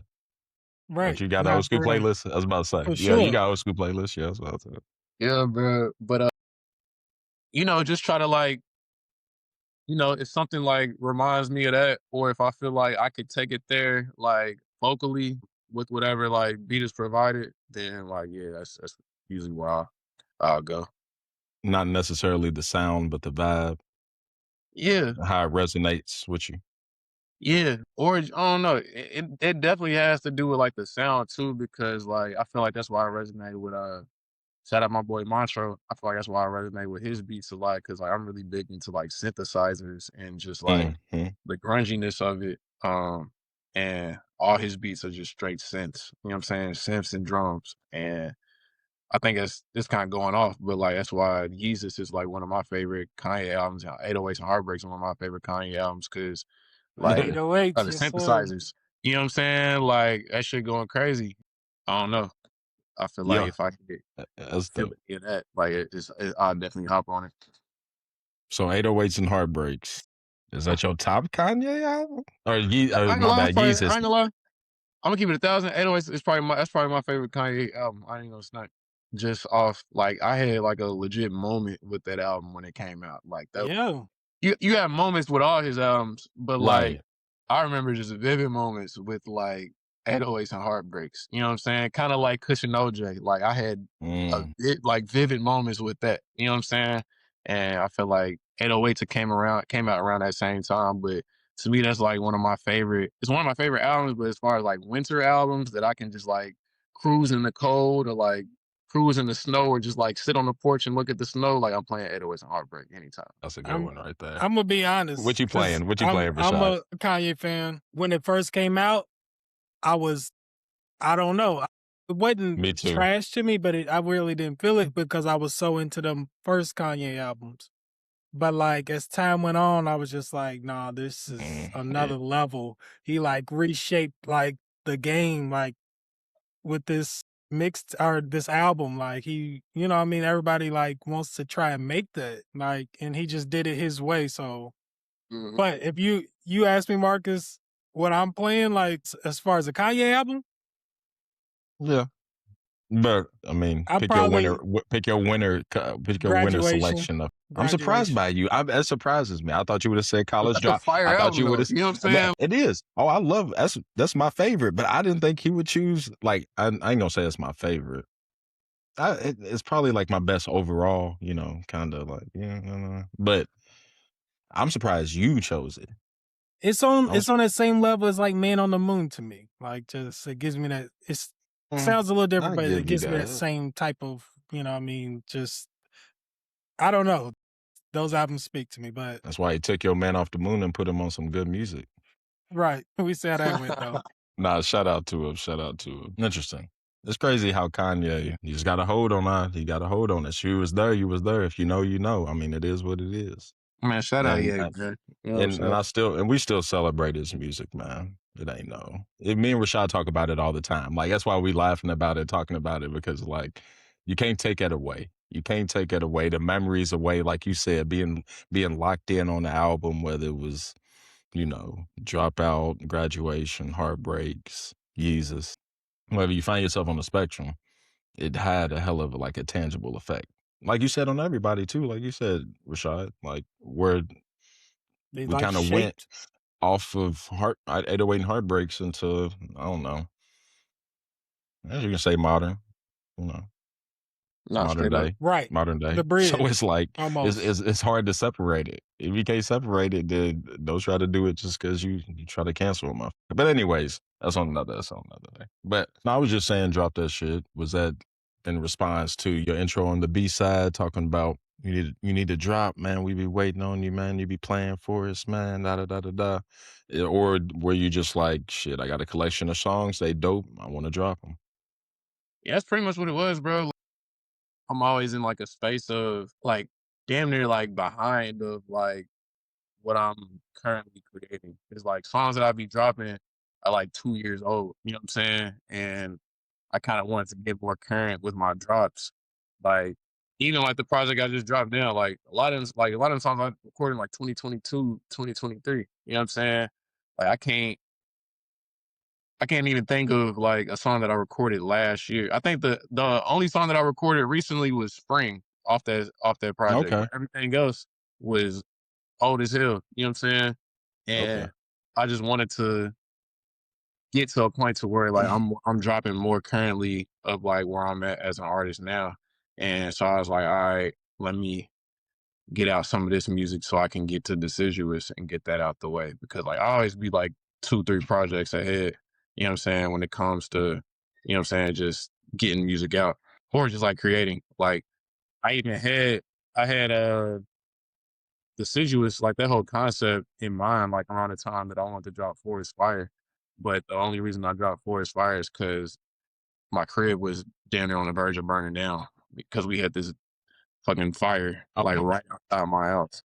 Did the fires happen before you dropped the project, or was that like a premonition? Did you know you were gonna call it Forest Fire? I had like the concept, like so, like after I dropped Forest, I was just like I had like a list of concepts that like I want to drop like project wise, like under like the whole Forest EP umbrella.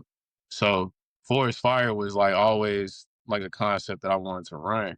I just wasn't gonna run at that time. But then like bro, we literally chilling in the crib and like me and Rosario, we like looked out the window and this bush like had caught on fire.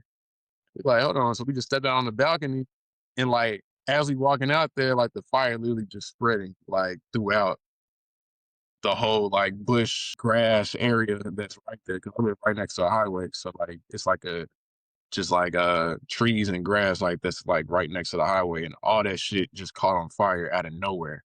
So I don't know if y'all saw, but like I had when I dropped the promo for Forest Fire, there's like videos of like people like running to their cars and like that's all real footage. You know what I'm saying? Like a shit like right outside my house. You know what I'm saying? So Shit. I'm grabbing my studio shit, throwing it in the whip, like you know what I'm saying? And then at Shit. some point, like the firemen pulled up, so like we helping them like fight the shit. You know what I'm saying? I never fully left the crib. I just like put all my shit in the car, and they had just installed these fire extinguishers and shit like right outside our crib. So I broke the glass on one of those. sprayed the fence because one of the fence was catching on fire. And the fireman pulled up, told me to hold the fire hose and like hold it down till he went on the other side. So That's that's where the video of me like spraying the shit. Then I handed it to him and he went in like, bro, the shit was a movie, bro. So because we had got all that footage just from like that shit happening, I was just like, nah, this would be some fire project. So Nigga, I Forrest got was fighting fires. yeah. What? That is crazy. That's the best bro. promo I've ever heard in my life. That's No, that's what I'm I'm sorry saying. I'm sorry it happened, but I mean, this is like Like we're not paying enough attention to this story that's what I'm right here. saying. You Like feel the me? concept of Forrest and like something like that happens. I mean, that's perfect. There's no way his auntie shouldn't have been on the news talking about But that's why I asked her to do the to be a part of the promo. Cause I'm like, bro, Right, that's a fire news story. So right. we just like mapped out the shit and like I sent her the script to read off and like she's like, yeah, I'll do it. So she sent it to me and then we just put it together to where it looked like an actual news story. That's crazy. Life imitating art, art imitating life. See, that's the shit that makes shit so dope. Like to an audience or to whatever. Like people gotta know that. Like my man was out here fighting for like what?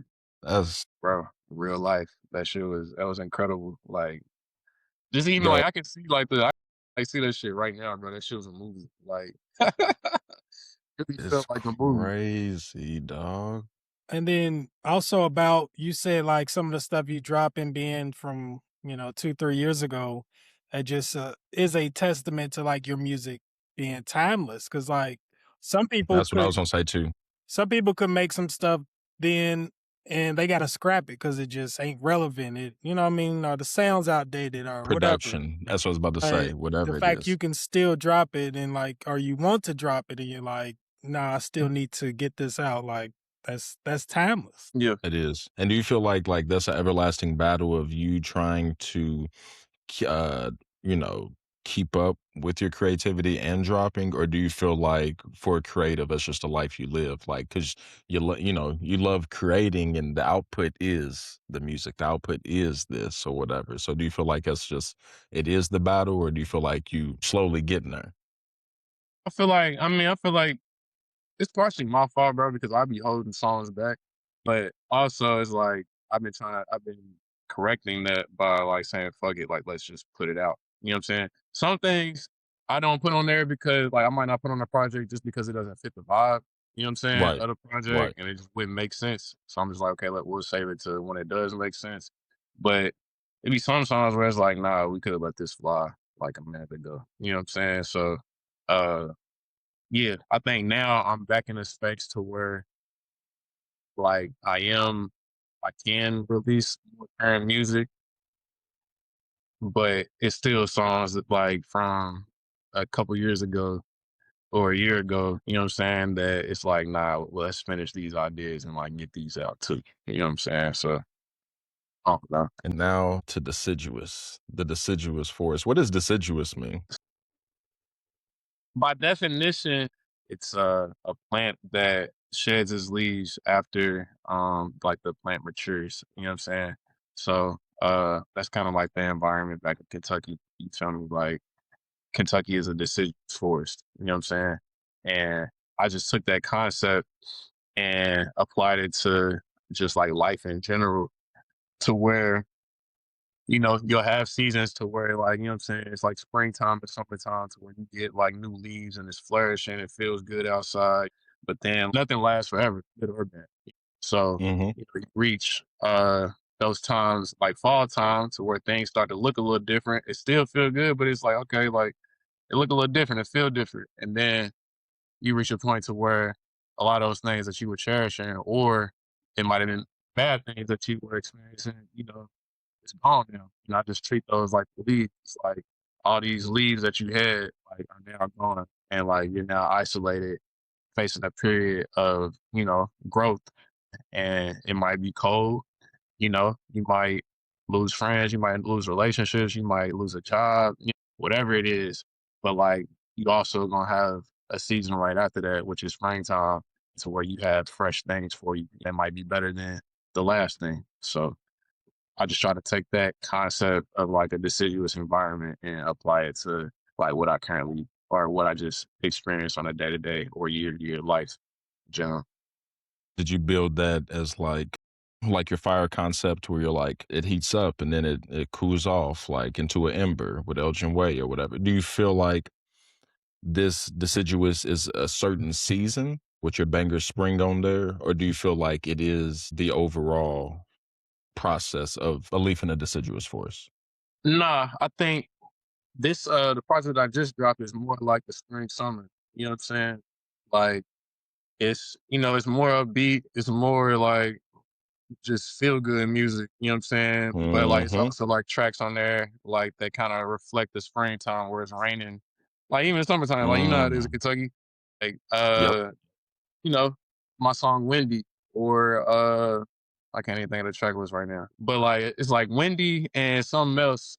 Yeah, Wooside. Yeah, they like right back Mm-hmm. to back. You know what I'm saying? Like Yeah. those are kind of like the reflection of like when it rains and like those thunderstorms, even like in the times where it does feel good and then like it is spring and summer. You know what I'm saying? You still gonna Mm. face those thunderstorms to where like, all right, we gotta go inside and like kind of just chill out for a second. You know what I'm saying?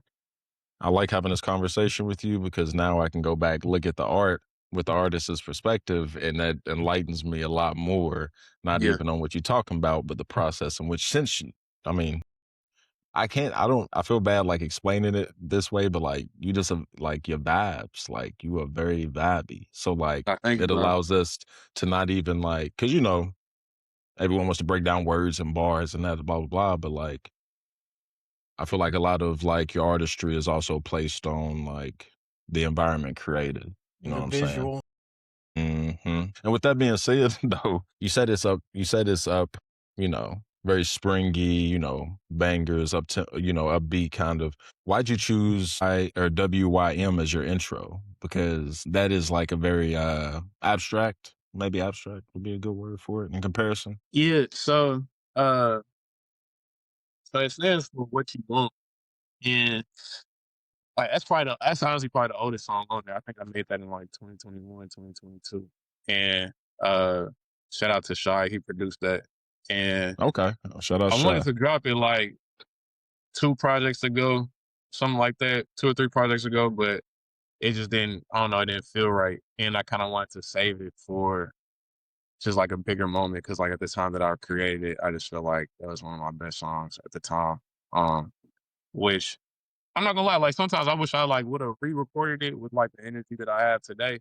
Because like to me, like the song's still hard, but I feel like it has the energy of recording versus like what I'm like still with now. You know what I'm saying? And I feel like it could have like cut across a little better. But however, like it still like set the stage for what I was trying to get across for like the rest of the project because I actually lied. The newest song on that is the Peace, Love, Respect, Money. That was the last song Mm-hmm. that I made to that because I had the full project done, but I Mm-hmm. didn't have a response for what you want. And the reason I Mm. made Peace, Love, Respect, Money because it's like what you want from Yep. Yeah, I and know. it's As I like was about to okay. say. Yeah, what you were. Yep. So it's like, okay, we Yep. all want peace, love, respect, and money. That's like, you know what I'm saying? The main things that I feel like people chase like every day. So that's how that song came about. Dope ass song. Before I get into peace, love, and respect, and you're right. That was one of my questions. Was that a response to, you know, what you want, Yeah. what you want from a nigga? That's hard. I don't know why. That's just hard. That's just hard. But it feels like I'm not gonna lie. Like the off puttingness of the beat. This is just me thinking, right? This has you probably like. How did he get this from this? The offsetting putting of the beat, and with that concept of like in the forest or whatever, like that cover art. I'm looking at it and I'm like, I feel like I walked into a forest, right? Like going on a hike or something. And Mhm. like I got beamed up. I got beamed up by something, or like I crossed over into like a new universe. And the response is like a species of like this elevated, like, like whatever, just coming in being like, you know, we come in peace. You know what I'm saying? Yeah. We all want peace. We all need Yeah. love. We all need. So it felt. That's just the way I felt. So I don't know if you have a response to that. To just being like, damn, for real. You know what I mean. But that's how I felt. And then I opened up into the universe of force. Yeah, no, that's like a great interpretation because at the end of the day, like that's really what I want to paint and what I like aim to build as I keep releasing. Like I want people to feel like they're stepping into a new world. You know what I'm saying? Like each like project that I drop, I want it to feel like this is the world. That's kind of why I chose the cover art and Mhm. like the little promo videos that I was doing. I wanted Right. to like feel like, okay, I just arrived to this like new world, and this bridge is like the entrance to this new world. You know what I'm saying? So, and which is called the deciduous forest. You feel me? Fucking dope. But like it definitely feels like some like tribal shit. Like the beat is like some like you know what I'm saying? That's what I'm saying. That's why I'm like, Yeah. it feels like I ran up on like some, I don't know, what the hotepness we talk about, like some, dude, what's the word I'm looking for? Nibiru or something, the mothership or something. You feel me? Like Nah, facts, facts. it's like there's somebody comes down, this tall, slanky figure. You feel me? And you're like, who's this? It's like light. You feel me? You can't see who it is, and then it's that nigga, and it's like instead of coming in pieces, it's like we all want peace. It's like Yeah. who's this old vibey ass cool ass nigga? You feel me? No, but Uh, that's just the way I feel. So that the promo video you did for Deciduous Forest, that shit's dope. Like that is, specific, like it's one of my it, favorite. all of yours that you do is dope. But that one, I could like watch over and over. Like it makes Mm-hmm. me start to look inside and be like, damn, what's happening in my life that I need to shed? Or you know what I mean? I don't know if he Yeah. was going for that, but like it makes me like, well, damn, I need to think about what I need to move forward on or what is shedding in my life. Like I don't know, but it was deep but simple. Like, and that's a lot of stuff you do be. I can tell, like you said, it was like, oh, it wasn't even that hard to shoot that or whatever. But like, it's what you put in it and what you're saying that makes it deep. Mm. No, I appreciate Yep. that, That's bro. good. I feel like that video really got slept on, like, it didn't really get like that It, many views, or I don't know. I just feel like it kind of got overlooked. Which, like, it's cool because, like, for you to tell me, you know what I'm saying, you got something from it, like that's what means the most to me. Like, whoever it does reach, you know what I'm saying? Like, I just Yeah, hope they get something from it. And for that's sure. really kind of like what I wanted to like happen, like just off the concept of the process of the project in general. That's why I kind of released that monologue before, just to like set the stage of like this is what Yeah, this means, and this is what like I want you to have in mind as you like just listening to the project and receiving the music. So definitely. forward the whatever it's called at the beginning of the book. You know what I'm right. saying? The Yeah, just prologue. prologue. I was just about to say the prologue. That's what I was about to say. It felt wrong because I was like epilogues at the end. I'm getting Yeah. my I don't know my prefixes. Anyways, uh, peace, love, and respect. We saw I watched but for those who are following us, watch the behind the scenes on them creating that. Who is that? What you creating a beat? On Peace, Love, Respect, Money. Yep. Hey, my bad. That's my boy Montro. You know what I'm saying? Shout So out, that's him. shout out to He's Lexington, dope. Kentucky. You know what I'm saying? He's dope, dog. Montro's the truth, bro. Like that's my guy. I was like, who's this? I gotta get my man's on. Yeah, so he the one who produced Stocked Up and Like It. Okay. I can tell. I can Yeah. tell now you said that. And then were you out like PCH when you shot that video? Yeah. So my boy Dom, shout out Dom Baki. He last time I was in the city before we shot that video, he was just like, bro, we gotta get a visual in. So then I just sent him the project for a drop. I was like, shit, let me know what song you resonate with the most. And he told me that one. So he was like, shit, I'll fly out there and we can just knock it out in one day. And that's literally what he did. Flew out there. I scooped him from the airport. We shot the whole day. We did a couple locations by the crib, and then we slid out, on a PCH right there, like dinner close to Malibu. Yeah, that's what I was about to. I've only been once, but when I saw it, I was like, he's talking about Malibu. Yeah. That's exactly what I thought. Yeah. Exactly what I So, thought. That's dope. and I talk about the PCH a lot. Like, I don't know if it's like I might feel like I talk about it a lot because it's like songs that came out while I'm talking about it, but I feel like I do catch myself on that highway a lot, just like cruising or hitting the beach or like at some campsites that's like off the PCH that I be pulling up to sometimes. It's so beautiful. Yeah, I like that video a lot, bro. I feel like that's one of my favorite ones just because it's simple, but it's shot very well, Yep. and it's like at landmarks that I'm posted at frequently or pass by frequently, and it kind of like tells a story without like being too storylined. You know what I'm saying? I like the way we were able to shoot that in one day and it come together how it did. Like, shout out my boy Don. It's a dope video. Anyone who wonders where you can get this hat, where else you saw this hat, yeah, it was probably on that. I don't know. Yes, I'm sir. crushing mine though. It's all good. Force We get you a Goods, you already fresh know. one. No, I'm ordering 2 of them. I need the beige one. That's the one I originally wanted. Then you dropped this one, so I just copped this one when you dropped it the first time. And I'm like, Yeah, nah, yeah. I'm doubling back. Trying to see that dope song, dope visuals. You said you didn't want to be too storyline oriented with that one. Why? Because you knew the most was gonna be storyline oriented. Because that's also another dope ass visual. Like Not me, bro. you get back. That's why I be talking about. You be leveling up not only your music but your artistry, your visuals. Like whether it's you making it, not blah blah blah. But the most that That was crazy. you The you visual.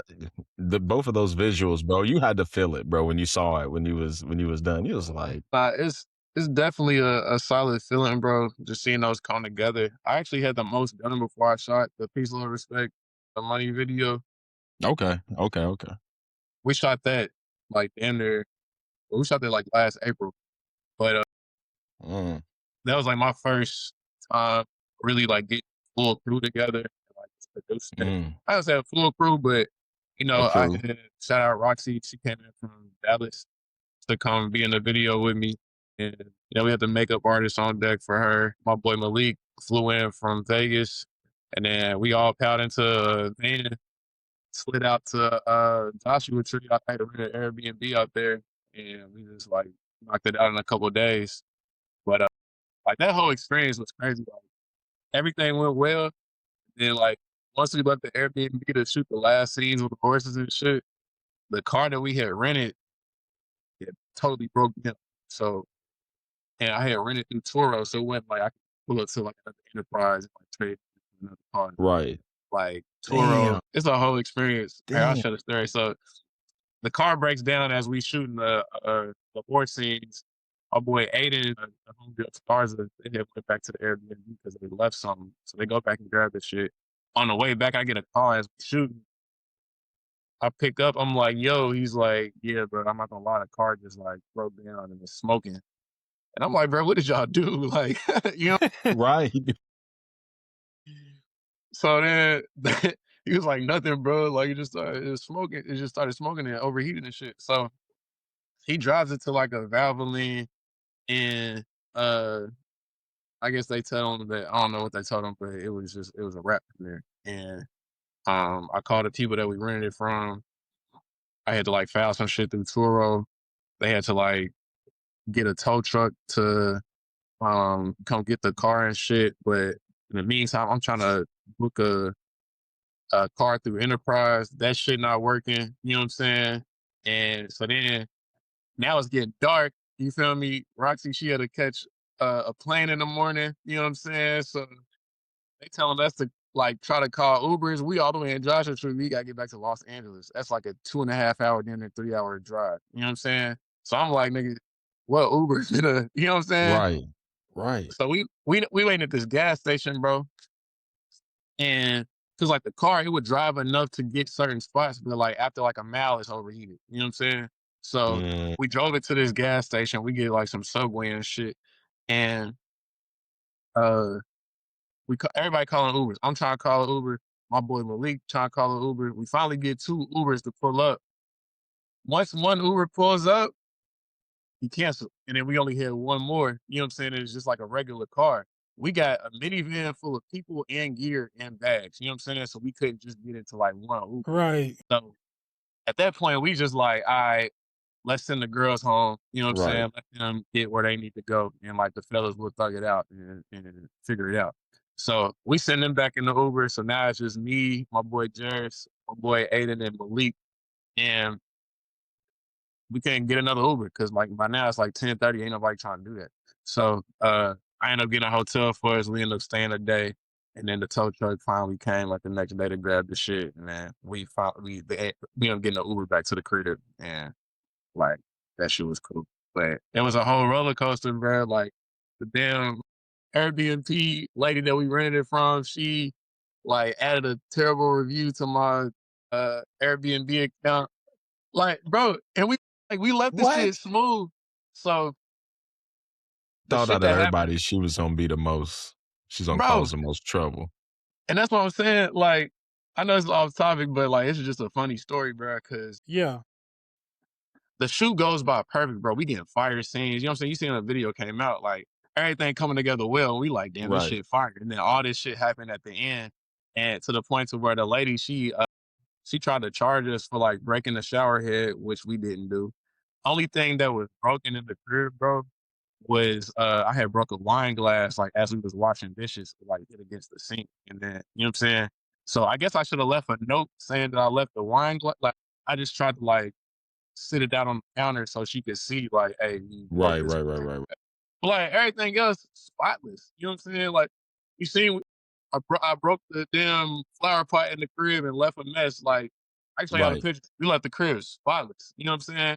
But I guess she seen like an alcohol bottle in the damn trash can. Like she said that we left like an excess of trash and all this, and it's like, bro, the only way you could see the trash that we hit is if you went to the trash can to like go see this. You know what I'm That's saying? But it's like crazy. she tried to like frame it to where like in her like review, like she tried to frame it in a way that we was just like left the crib a mess, and I'm just like, Right. And bro, you y'all like, tripping. I You know I what I'm saying? left.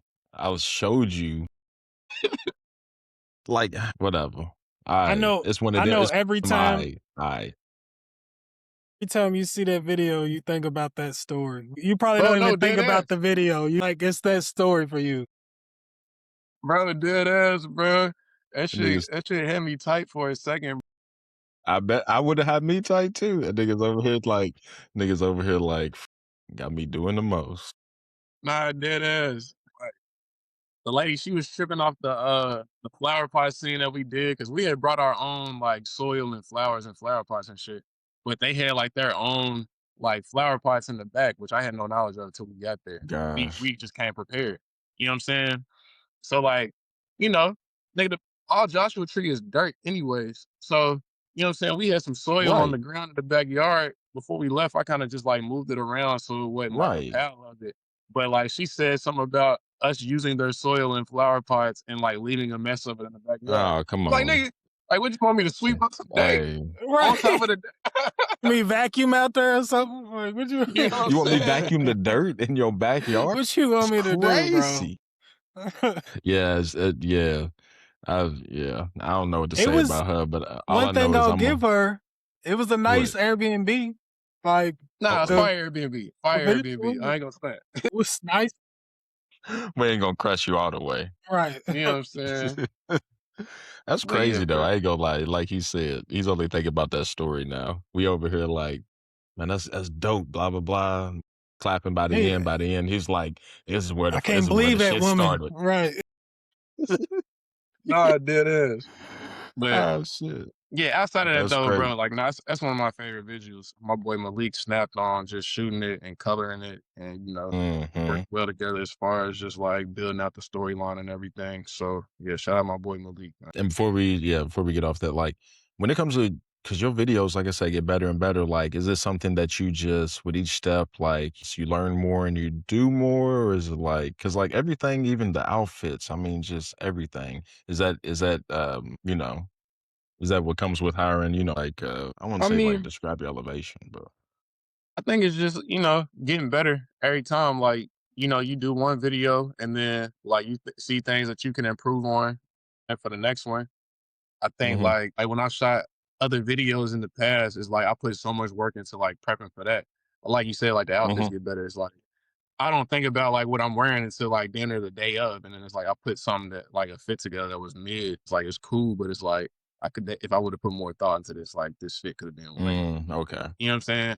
But it's like now that you know that's already something that I've had a thought of on the, you know what I'm saying, prior video. It's like, okay, now let's start thinking about like what the fit is, like as we're coming up with the concept and shit. You know what I'm saying? So, Yeah. and it usually don't even be that hard. It's just like, okay, we can do some simple shit, but like, let's make sure we have the simple shit ready. You know what I'm saying? So, but yeah, I think it's just, sharpening it every time you shoot is like, okay, we know we need these things in place, you know what I'm saying? Or let's try to make sure the treatment is all the way ready before we, you know what I'm saying, do XYZ. And I think it's just like, as I keep doing it, bro, it's just like, okay, let's just get better at every step. And the outcome has no choice but to be better. You know what I'm saying? Do you know how to ride horses? Because you look pretty comfortable up here. I ain't gonna say that was that was my first time riding a horse. I'm not gonna lie. But hey, shout out to my boy Chris, cause he definitely like gave me the, you know what I'm saying, the quick tutorial. Like once we got there, and you know what I'm saying, the horse I rode, her name's Wildfire, and she was vibing with me. So he was like, she don't act like that with everybody. So I think my energy was where it needed to be, It and you know what I'm was. saying, I was just comfortable. And that's the thing about horses. That's the thing about horses. You gotta have that kind of energy. Like they fuck with some cool Yeah. energy. You feel me? So as what's up? Because my girl rides horses, rode horses. So I've rode horses a little bit, but that was a beautiful horse though. That was a No, beautiful yeah, horse yeah, too. no, On fire. top of that, so shout out Wildfire. That's what I was seeing. And I was like, where did he get this damn This horse? horse. That was about. It didn't come with the Airbnb because otherwise a lady would have said some bullshit about you left Right. my horse hitched to Right, the You didn't motherfucker. clean up the shit. You did, yeah. right, You didn't vacuum the shit up in my backyard, right? Right. So thankfully, bro, this is a Mustang sanctuary that's located in the Joshua Tree, and just like scouting out different horse ranches that we could have shot at, like that was the best one. Okay. They gave us just like the best deal and just like services overall, because it was like some in LA that you had to get like some type of permit signed to like shoot with the horses and everything, but then I was like, it'll make more sense if we like shoot this all in like the same essential Yep. location. So we found that one, and they were super friendly. They broke it down. They had like a package to where you could do a photo shoot or a video shoot with the horse. And so we ran that package, and you know what I'm saying, I was able to get what we needed. And then on this record, do you feel like vocally you took a risk, you stepped out, you I don't know, stretch your legs even more? You know what I'm saying? Absolutely. Yeah, man. Like, I mainly be rapping that shit, but Yep. like I recorded that song, I think in like 2022, damn near. But it was Okay. just like fresh off a situation that I was in. And like Okay. I had to beat my boy Shine, my boy from New Zealand. He was working at the studio with, and we had been trying to get some records in. So he had been shot me the beat. But I was sitting in the car like fresh off this conversation that I had, and like the melody hit my head. So I kind of just like voice noted it. I went to the studio for a session that was booked. The session ended not pulling up, so I was like, "Okay, let's record this song." And I was like, "Shit, let's sing on this." So, Nah, it's sounded good for real. And I'm like, my man, she sounded kind of bluesy though. He got a little blue, like you feel me? Like yeah, you might have to explore that. You feel me? Might have blues mace on this mud. yeah, Um, man. and then I think now, Shively Boy, song Robin's Roost. I thought we would have got a Champs on Man Slick before a Robin's Roost. You feel me? Nah, facts. I feel you. I feel you. Nah, straight up. I mean, We gonna get a Champs on Man Slick later. That's gonna be that part could two. definitely happen in the future, bro. I ain't gonna stunt. I just feel like in my older years, like especially like college and like high school, I was definitely up at Robin's Roots more than Champs, because Champs it then it closed down for a second. Then like when it Ah, was I did Man forget it. Slick, Yep, it did. Yep. like I it forgot turned about into that. Man Slick, and then Yep. it wasn't Yep. even, to me it wasn't even skate vibes no more. It was just more like a team club. You know what I'm saying? Like if I'm not mistaken, like ain't that the same spot Trios was? Like isn't Champs Trios Probably. Slick the same shit? I You know, can't make answer me it off the think it top up. of my head. I know Chance and Manslick's the same thing, but I think Trios might be the same. Like it was three different things. It was in that building. You know, I think he's right. I think he's Yeah, right.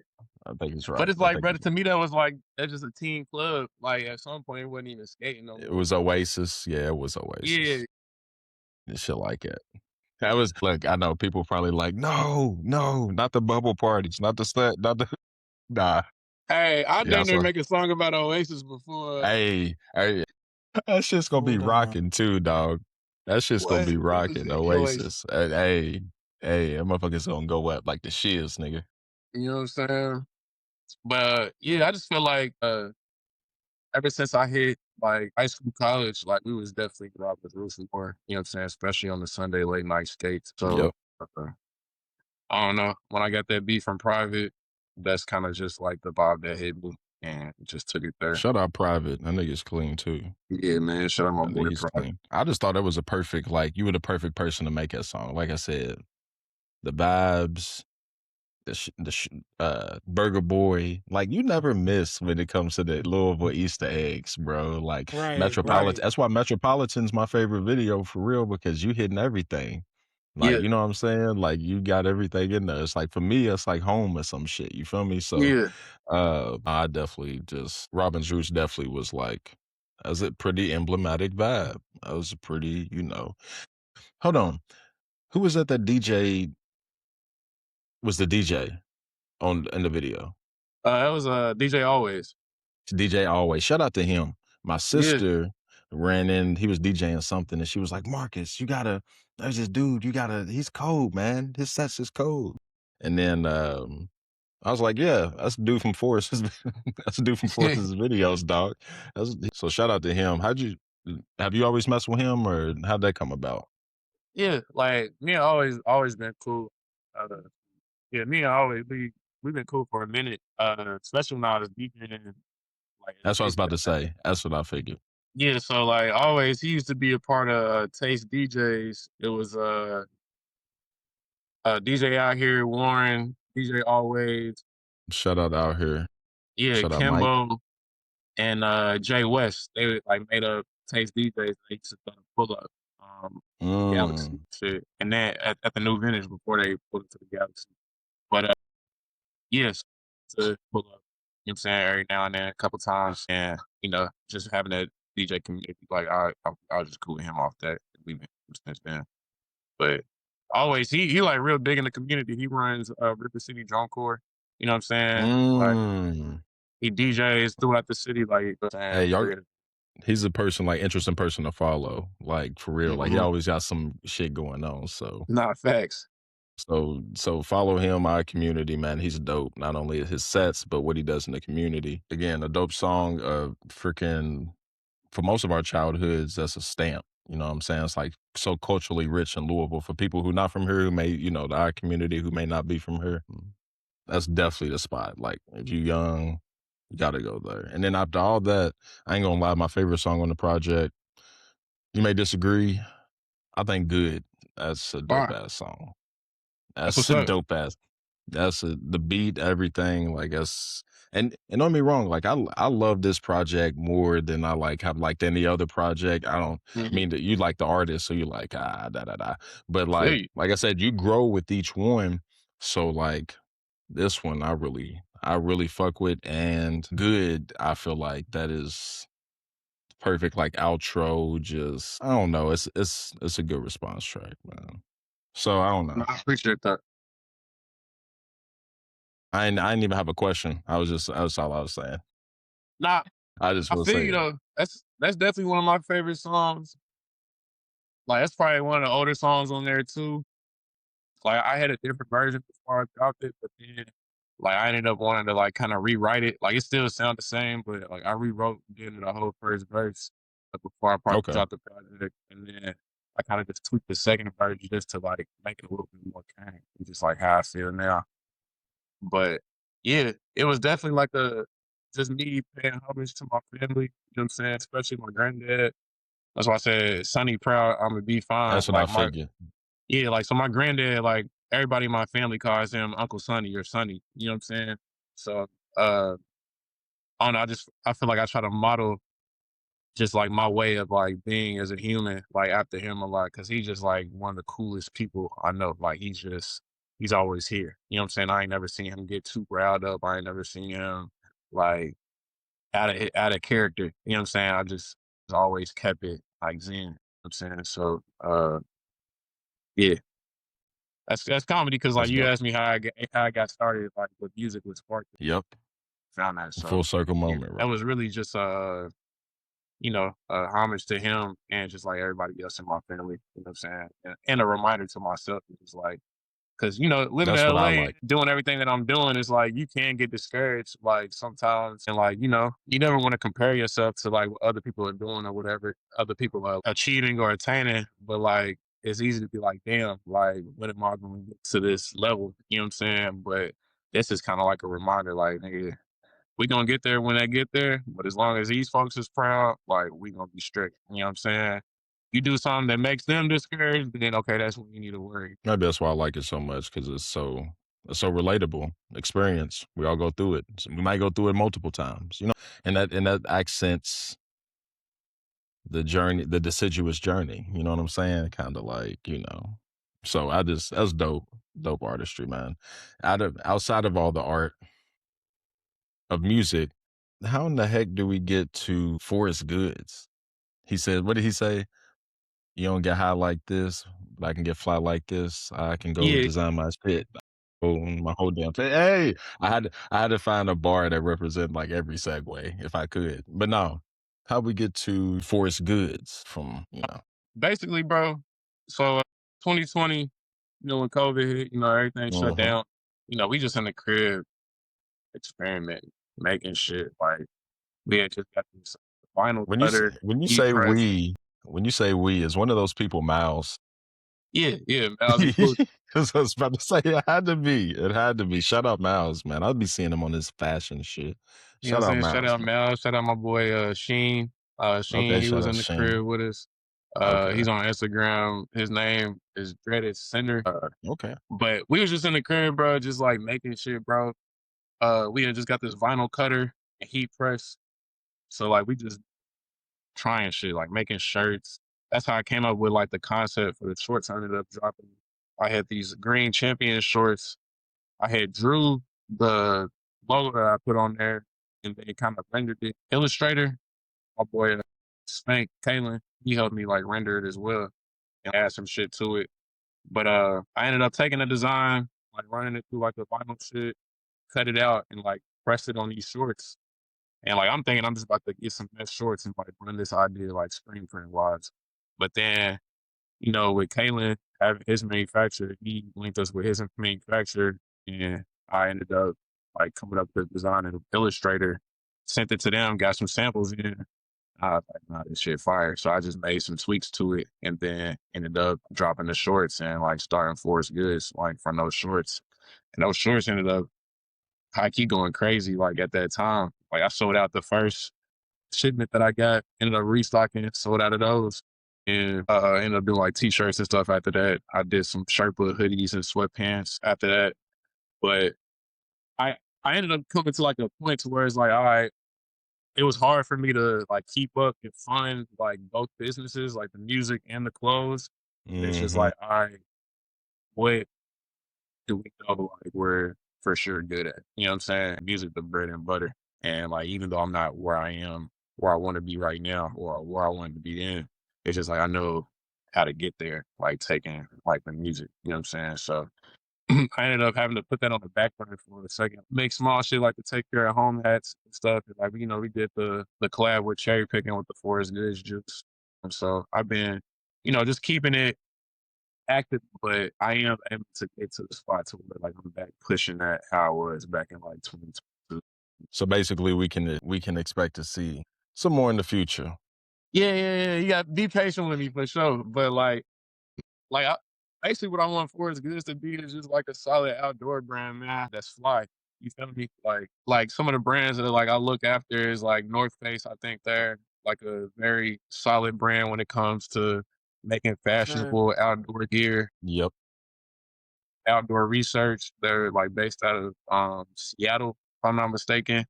But like they make like very simple, uh, just like clothing garments. It's fly though, and you can get a fit off in the nature with it. But just like doing that, like I want to draw my own tents, like camping chairs, camping gear. You know what I'm saying? Like I want to cover anything that it has to do with outdoors. When it gets there, and like intertwine that with like the whole take care of home movement. Take care of home is basically the slogan of Forest Goods. It's kind of like our Nike just do it, but also like make take care of home like its own initiative. So when I get to the point to doing tours and we doing tour stops, I want to do like a take care of home initiative with every stop that I do in each city, and do take care of home benefits back in Louisville to where we doing activations and you know what I'm saying, just empowering the city like through those movements. Even like the name, take care of home. Like it's what you do to a forest. Like, you know what I'm saying? Yeah, Like, I feel like everything, like you probably you saying like, be patient with me or whatever. But when you do curating and living life and making life and art and, you know, you're not making it like a standard of business, you know. It's natural. It's organic. That's what I was about Right. to say. So it's mhm, kind of like it as it comes in these many different formats. It's where also, you know, Cub Scout forest meets artistic forest too. yeah, So like yeah, from that point, you even like Real. and that's what I'm saying. So like from the beginning to the end, this isn't just a product. This is like an all around the artistic movement, I guess. You doing so many things creatively. You giving us you give us a ton of videos. You know what I'm saying? Like when you give us something, you give us something though. You know what I'm mhm, saying? So it's like, I don't know, when I hear you say that, I'm like, shit, don't apologize to us and don't be an apologist. They yeah, keep doing you. You just doing, you just getting your shit off. You only one man and you doing a whole lot of shit. You feel yeah. me? No, I appreciate that. And that leads us into our next one. Never press, juice. You know what I'm saying? Like, and then where does this come about in your whole process? Because I know when I listen to your bars, I'm like, he does take value in health and he drops vegan bars, and we'll get to that in a second and blah, blah, blah. So where does this part of your life, like where does the juicing come from? Was this like conscious during COVID? Was it just you getting serious about fitness again or something? You know? Yeah, so like the juicing, and it's just like I feel like overall, like I'm like conscious of like my diet, like what I put into my body, but constantly evolving like how I go about just consuming food. Like for like 5 to 6 years, I was a vegetarian. Like I didn't even know meat. Like I just now started implementing meat back into my diet. Damn near last year or like the end of 2024. Okay. Um, but I think when it comes to like juices, it's just like eating in general. Uh, just like finding like finding out information, like what's good for you, like what's a good way to detox your body, what's a good way to hydrate your body. You know what I'm saying? Like outside of water, like what are things that you can like add with water to make sure like you're getting proper hydration, because all that stems to like how you think. You know what I'm saying? Like what you put Mm, in your body is like what you get out of your body. You know what I'm saying? And like and like the things that you get out of your body are also your thoughts. So uh just with like going with like the daily battles that I face, you know what I'm saying? Just being out here, like being a black man in America, and just like growing up as a young man. Like I just want to make sure like I'm where I need to be, like mentally at least. Like let me make sure my body's performing how I need to perform. You know what I'm saying? So that's at least like getting in the way of like what I need to do. You know what I'm saying? And Hmm. uh, when it came to the Forest Goods juice with cherry picking, that was just like a collab that naturally happened okay. because I wanted to do a event with them for after I dropped this shit, and they were Okay. like, yeah, let's do a juice. Yeah, I was like, well, let's do these flavors. I kind of wanted like a green juice. I know cucumber hydrates you automatically. You know what I'm saying? Mm-hmm. Mm-hmm. I wanted it to feel refreshing, so I added like a little bit of mint in there, Fuji apple. I think ginger's in there, and coconut water. And coconut water is like one of the top uh things that Mm-hmm. hydrate you as well outside of water. So Sure do. I just wanted to like feel super refreshing, and I wanted to hydrate you immediately. So that's kind of why I went with those ingredients. And it was supposed to just be like a one off, but then like the night we did it, like we sold out like super fast. So, they bring it back every couple seasons, you know what I'm saying? Yeah. I was about to say, so cherry picking goods for our community. Yeah, we have to let us know next time so we can post it. We can do all that. We can promote it too. And I then, Real got quick, About the juice, I heard recently, I don't know if this is true, that fruit actually hydrates you better than H2O. I don't like, do you Yeah, know much about that? yeah. If I'm not mistaken, so if I'm wrong, we can take this out. But if I'm not mistaken, so a lot of fruits they have like water is made up of H2O, and the fruits like watermelon, they have Hmm. H3Os.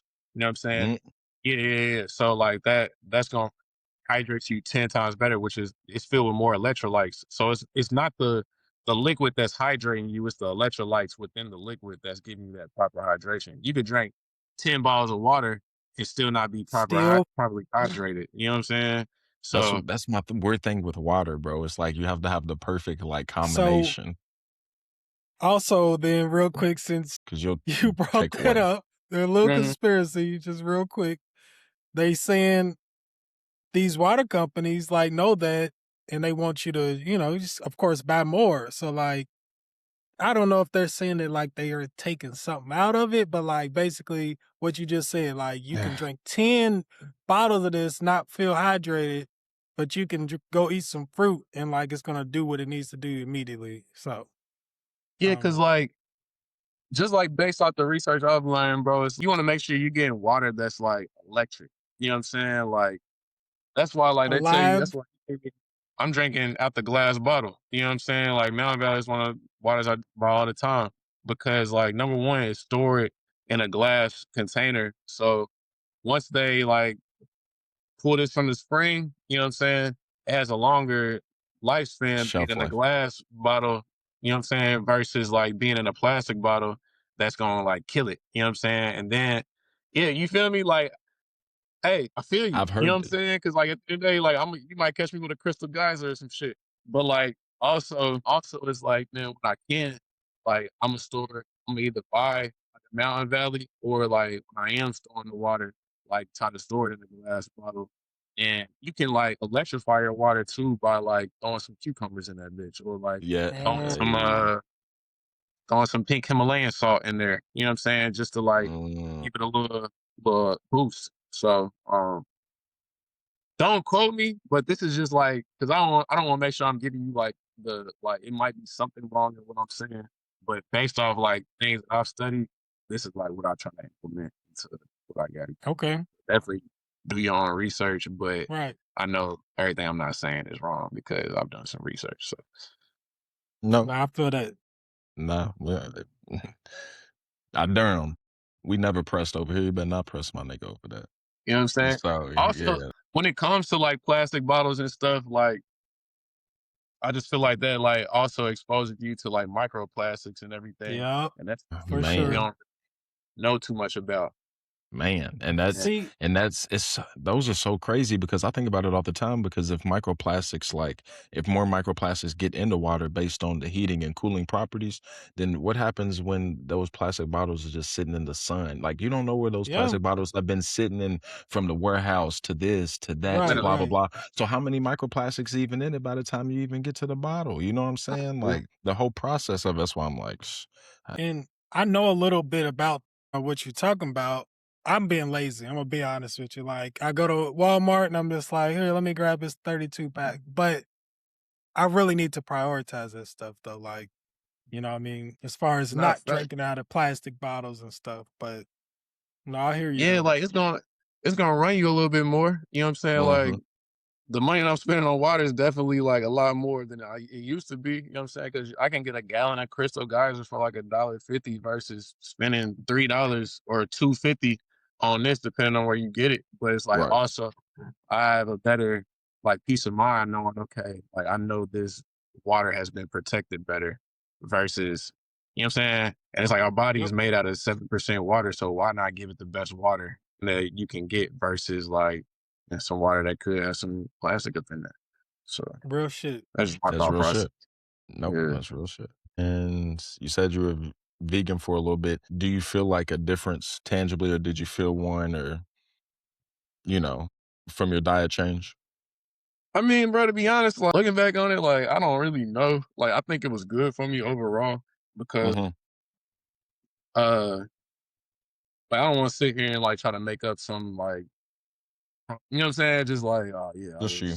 was way more like, nah, I really, to be honest, I don't know. Like, Mhm. I think it was good though because it like definitely taught me that like I'm not tied to anything. Like I can give up something like if I need to. You know what I'm saying? I gave up meat for 5 years. You know what I'm saying? Like to be honest, like I used to smoke weed. Like I Mhm. don't smoke weed no more. You know what I'm saying? Like, but just like being able to just like give up certain things like when you need to, you feel me? And it's just like, okay, fuck it, like let's do that. And I think that's a very key thing about just like moving in life and being able to pivot because it's like there might be certain things that you don't need to do no more, you know what I'm saying, in order to go the right direction.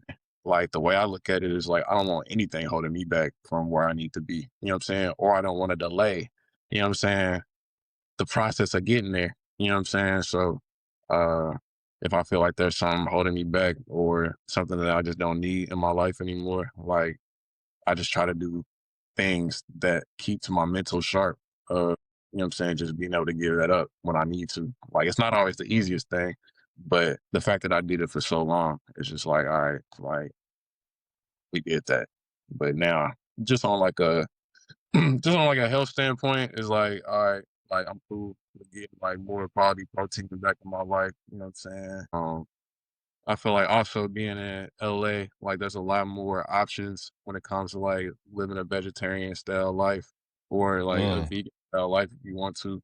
But also just like doing more research on like those meat substitutes and everything. It's just like that. I used to like kind of do like the impossible or beyond stuff like when it first was Yeah. starting. But then like just doing more research onto that, I was just like, that's not, I'd be better off Right, just go steak. ahead. You know, like I'd be better off eating these wings, and like especially if they organic. You know what I'm saying? Right. Right. Yeah. So like I was doing like a lot of beans and like falafel and like Mm. garbanzo beans and stuff like Yep. that, which was cool. But I'm not gonna stand. Every time I come back home to Kentucky, my mom's just throwing down in the kitchen. Or like I pass by Indies or You something, came and just like, come gosh, on, man. Yeah. gosh. You wanna start some shit. Right. Right, I'm from right around the That's corner. that's my spot.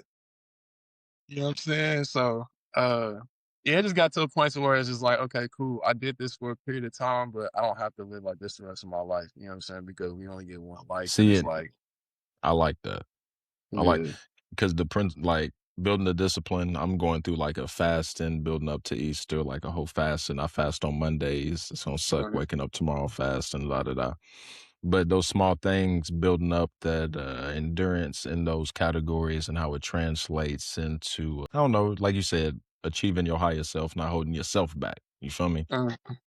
Those are good, really good practices like that affect your higher level just of being. You know what I'm saying? So I agree with everything that you're saying on that part for sure. Yeah, bro.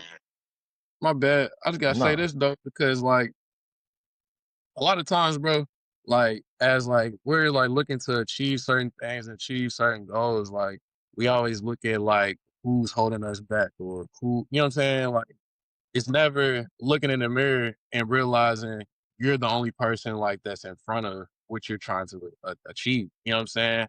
It might be the way you think, a mental thing. It might be your heart posture. You know what I'm saying? God might be saying, "Hey, you're not ready for this because your heart not in the right spot." You know what I'm saying? yep, that happens a lot.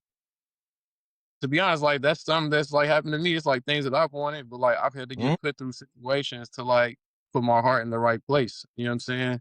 And like that's something that I pray for every day is to like make sure like I have the right heart posture for like the blessings that are on the way for me so I can make sure I receive them correctly and take care of them correctly. You know what I'm saying? But I think Mm, I, as I think one that is thing it.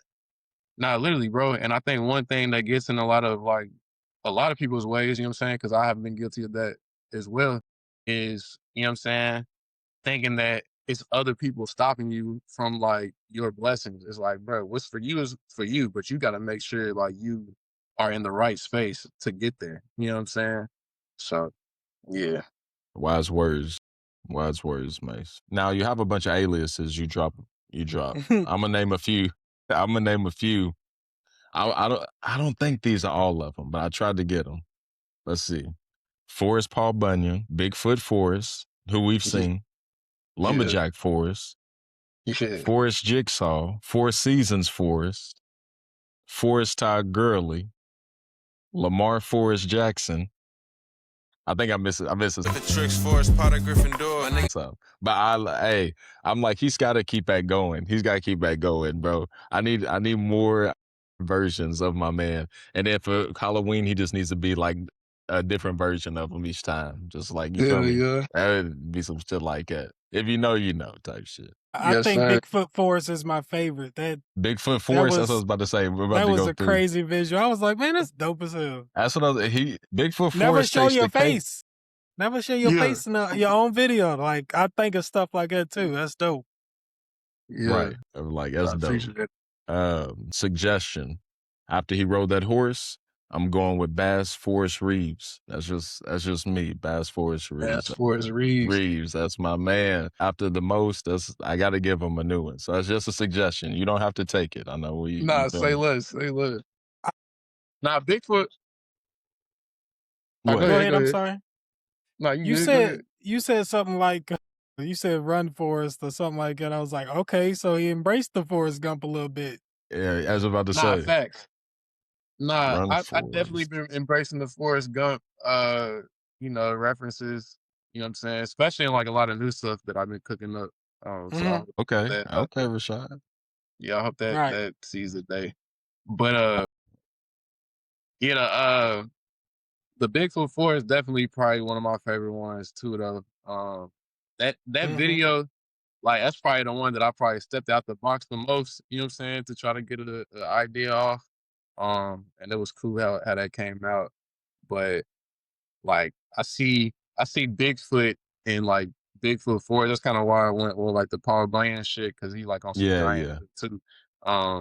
But I kind of just see that as like the main like character and like the main alias of like what I got going on. You know what I'm saying? Because it's like as I'm building like this forest world, it's like who's like one of the main people outside of Smokey the Bear that you think of. You know what I'm saying? My boy Bigfoot. Right. You know what I'm saying? That So is. we got Sasquatches in here. Yeah, man. That's dope. It's bars. Now, if you don't know my mama, don't call me Mace. Yeah. I don't know why. That one sticks with me. I don't know why. It's just funny. It's real It's Nah, shit. real. it stick with a lot of. Maybe because it's so real. Because it's like, nigga, don't call me Mark, nigga, if you don't know That's my not how mama, you nigga. know me. Like, Right, Yeah. exactly. Exactly. You feel me? So this one's a dope one. Is there a story behind this one? My manager be on BS. He be cutting. We say he be cutting hours. He insecure within himself, abusing all of his power. Yeah. Yeah. y'all seen the 50 Cent meme where he's like, me? Why you say me? That's how the manager's like, what did I do? Man, Right. I wrote that in a time, and I don't know if I want to talk about this on this. Nah, it's cool. You don't got to. I But just had to laugh about it. yeah, no, I'll give y'all a quick briefing because basically, like when I was working at the studio, just somebody that worked there we kind of fell out on about something that wasn't even fair to me. I just like put it that way. Like he basically was insecure and what he had going on and took some words that I said and applied it to his insecurities, and like I got affected by that. So like my hours at the studio was getting cut all off something that I never even said. You know what I'm saying? Yeah. It kind We'll leave it at that. yeah, we'll leave it at that. I'll probably end up talking about that at a later date, but Because any other words I say probably won't be anything good. Need to posture my heart in the right direction. You know what I'm saying?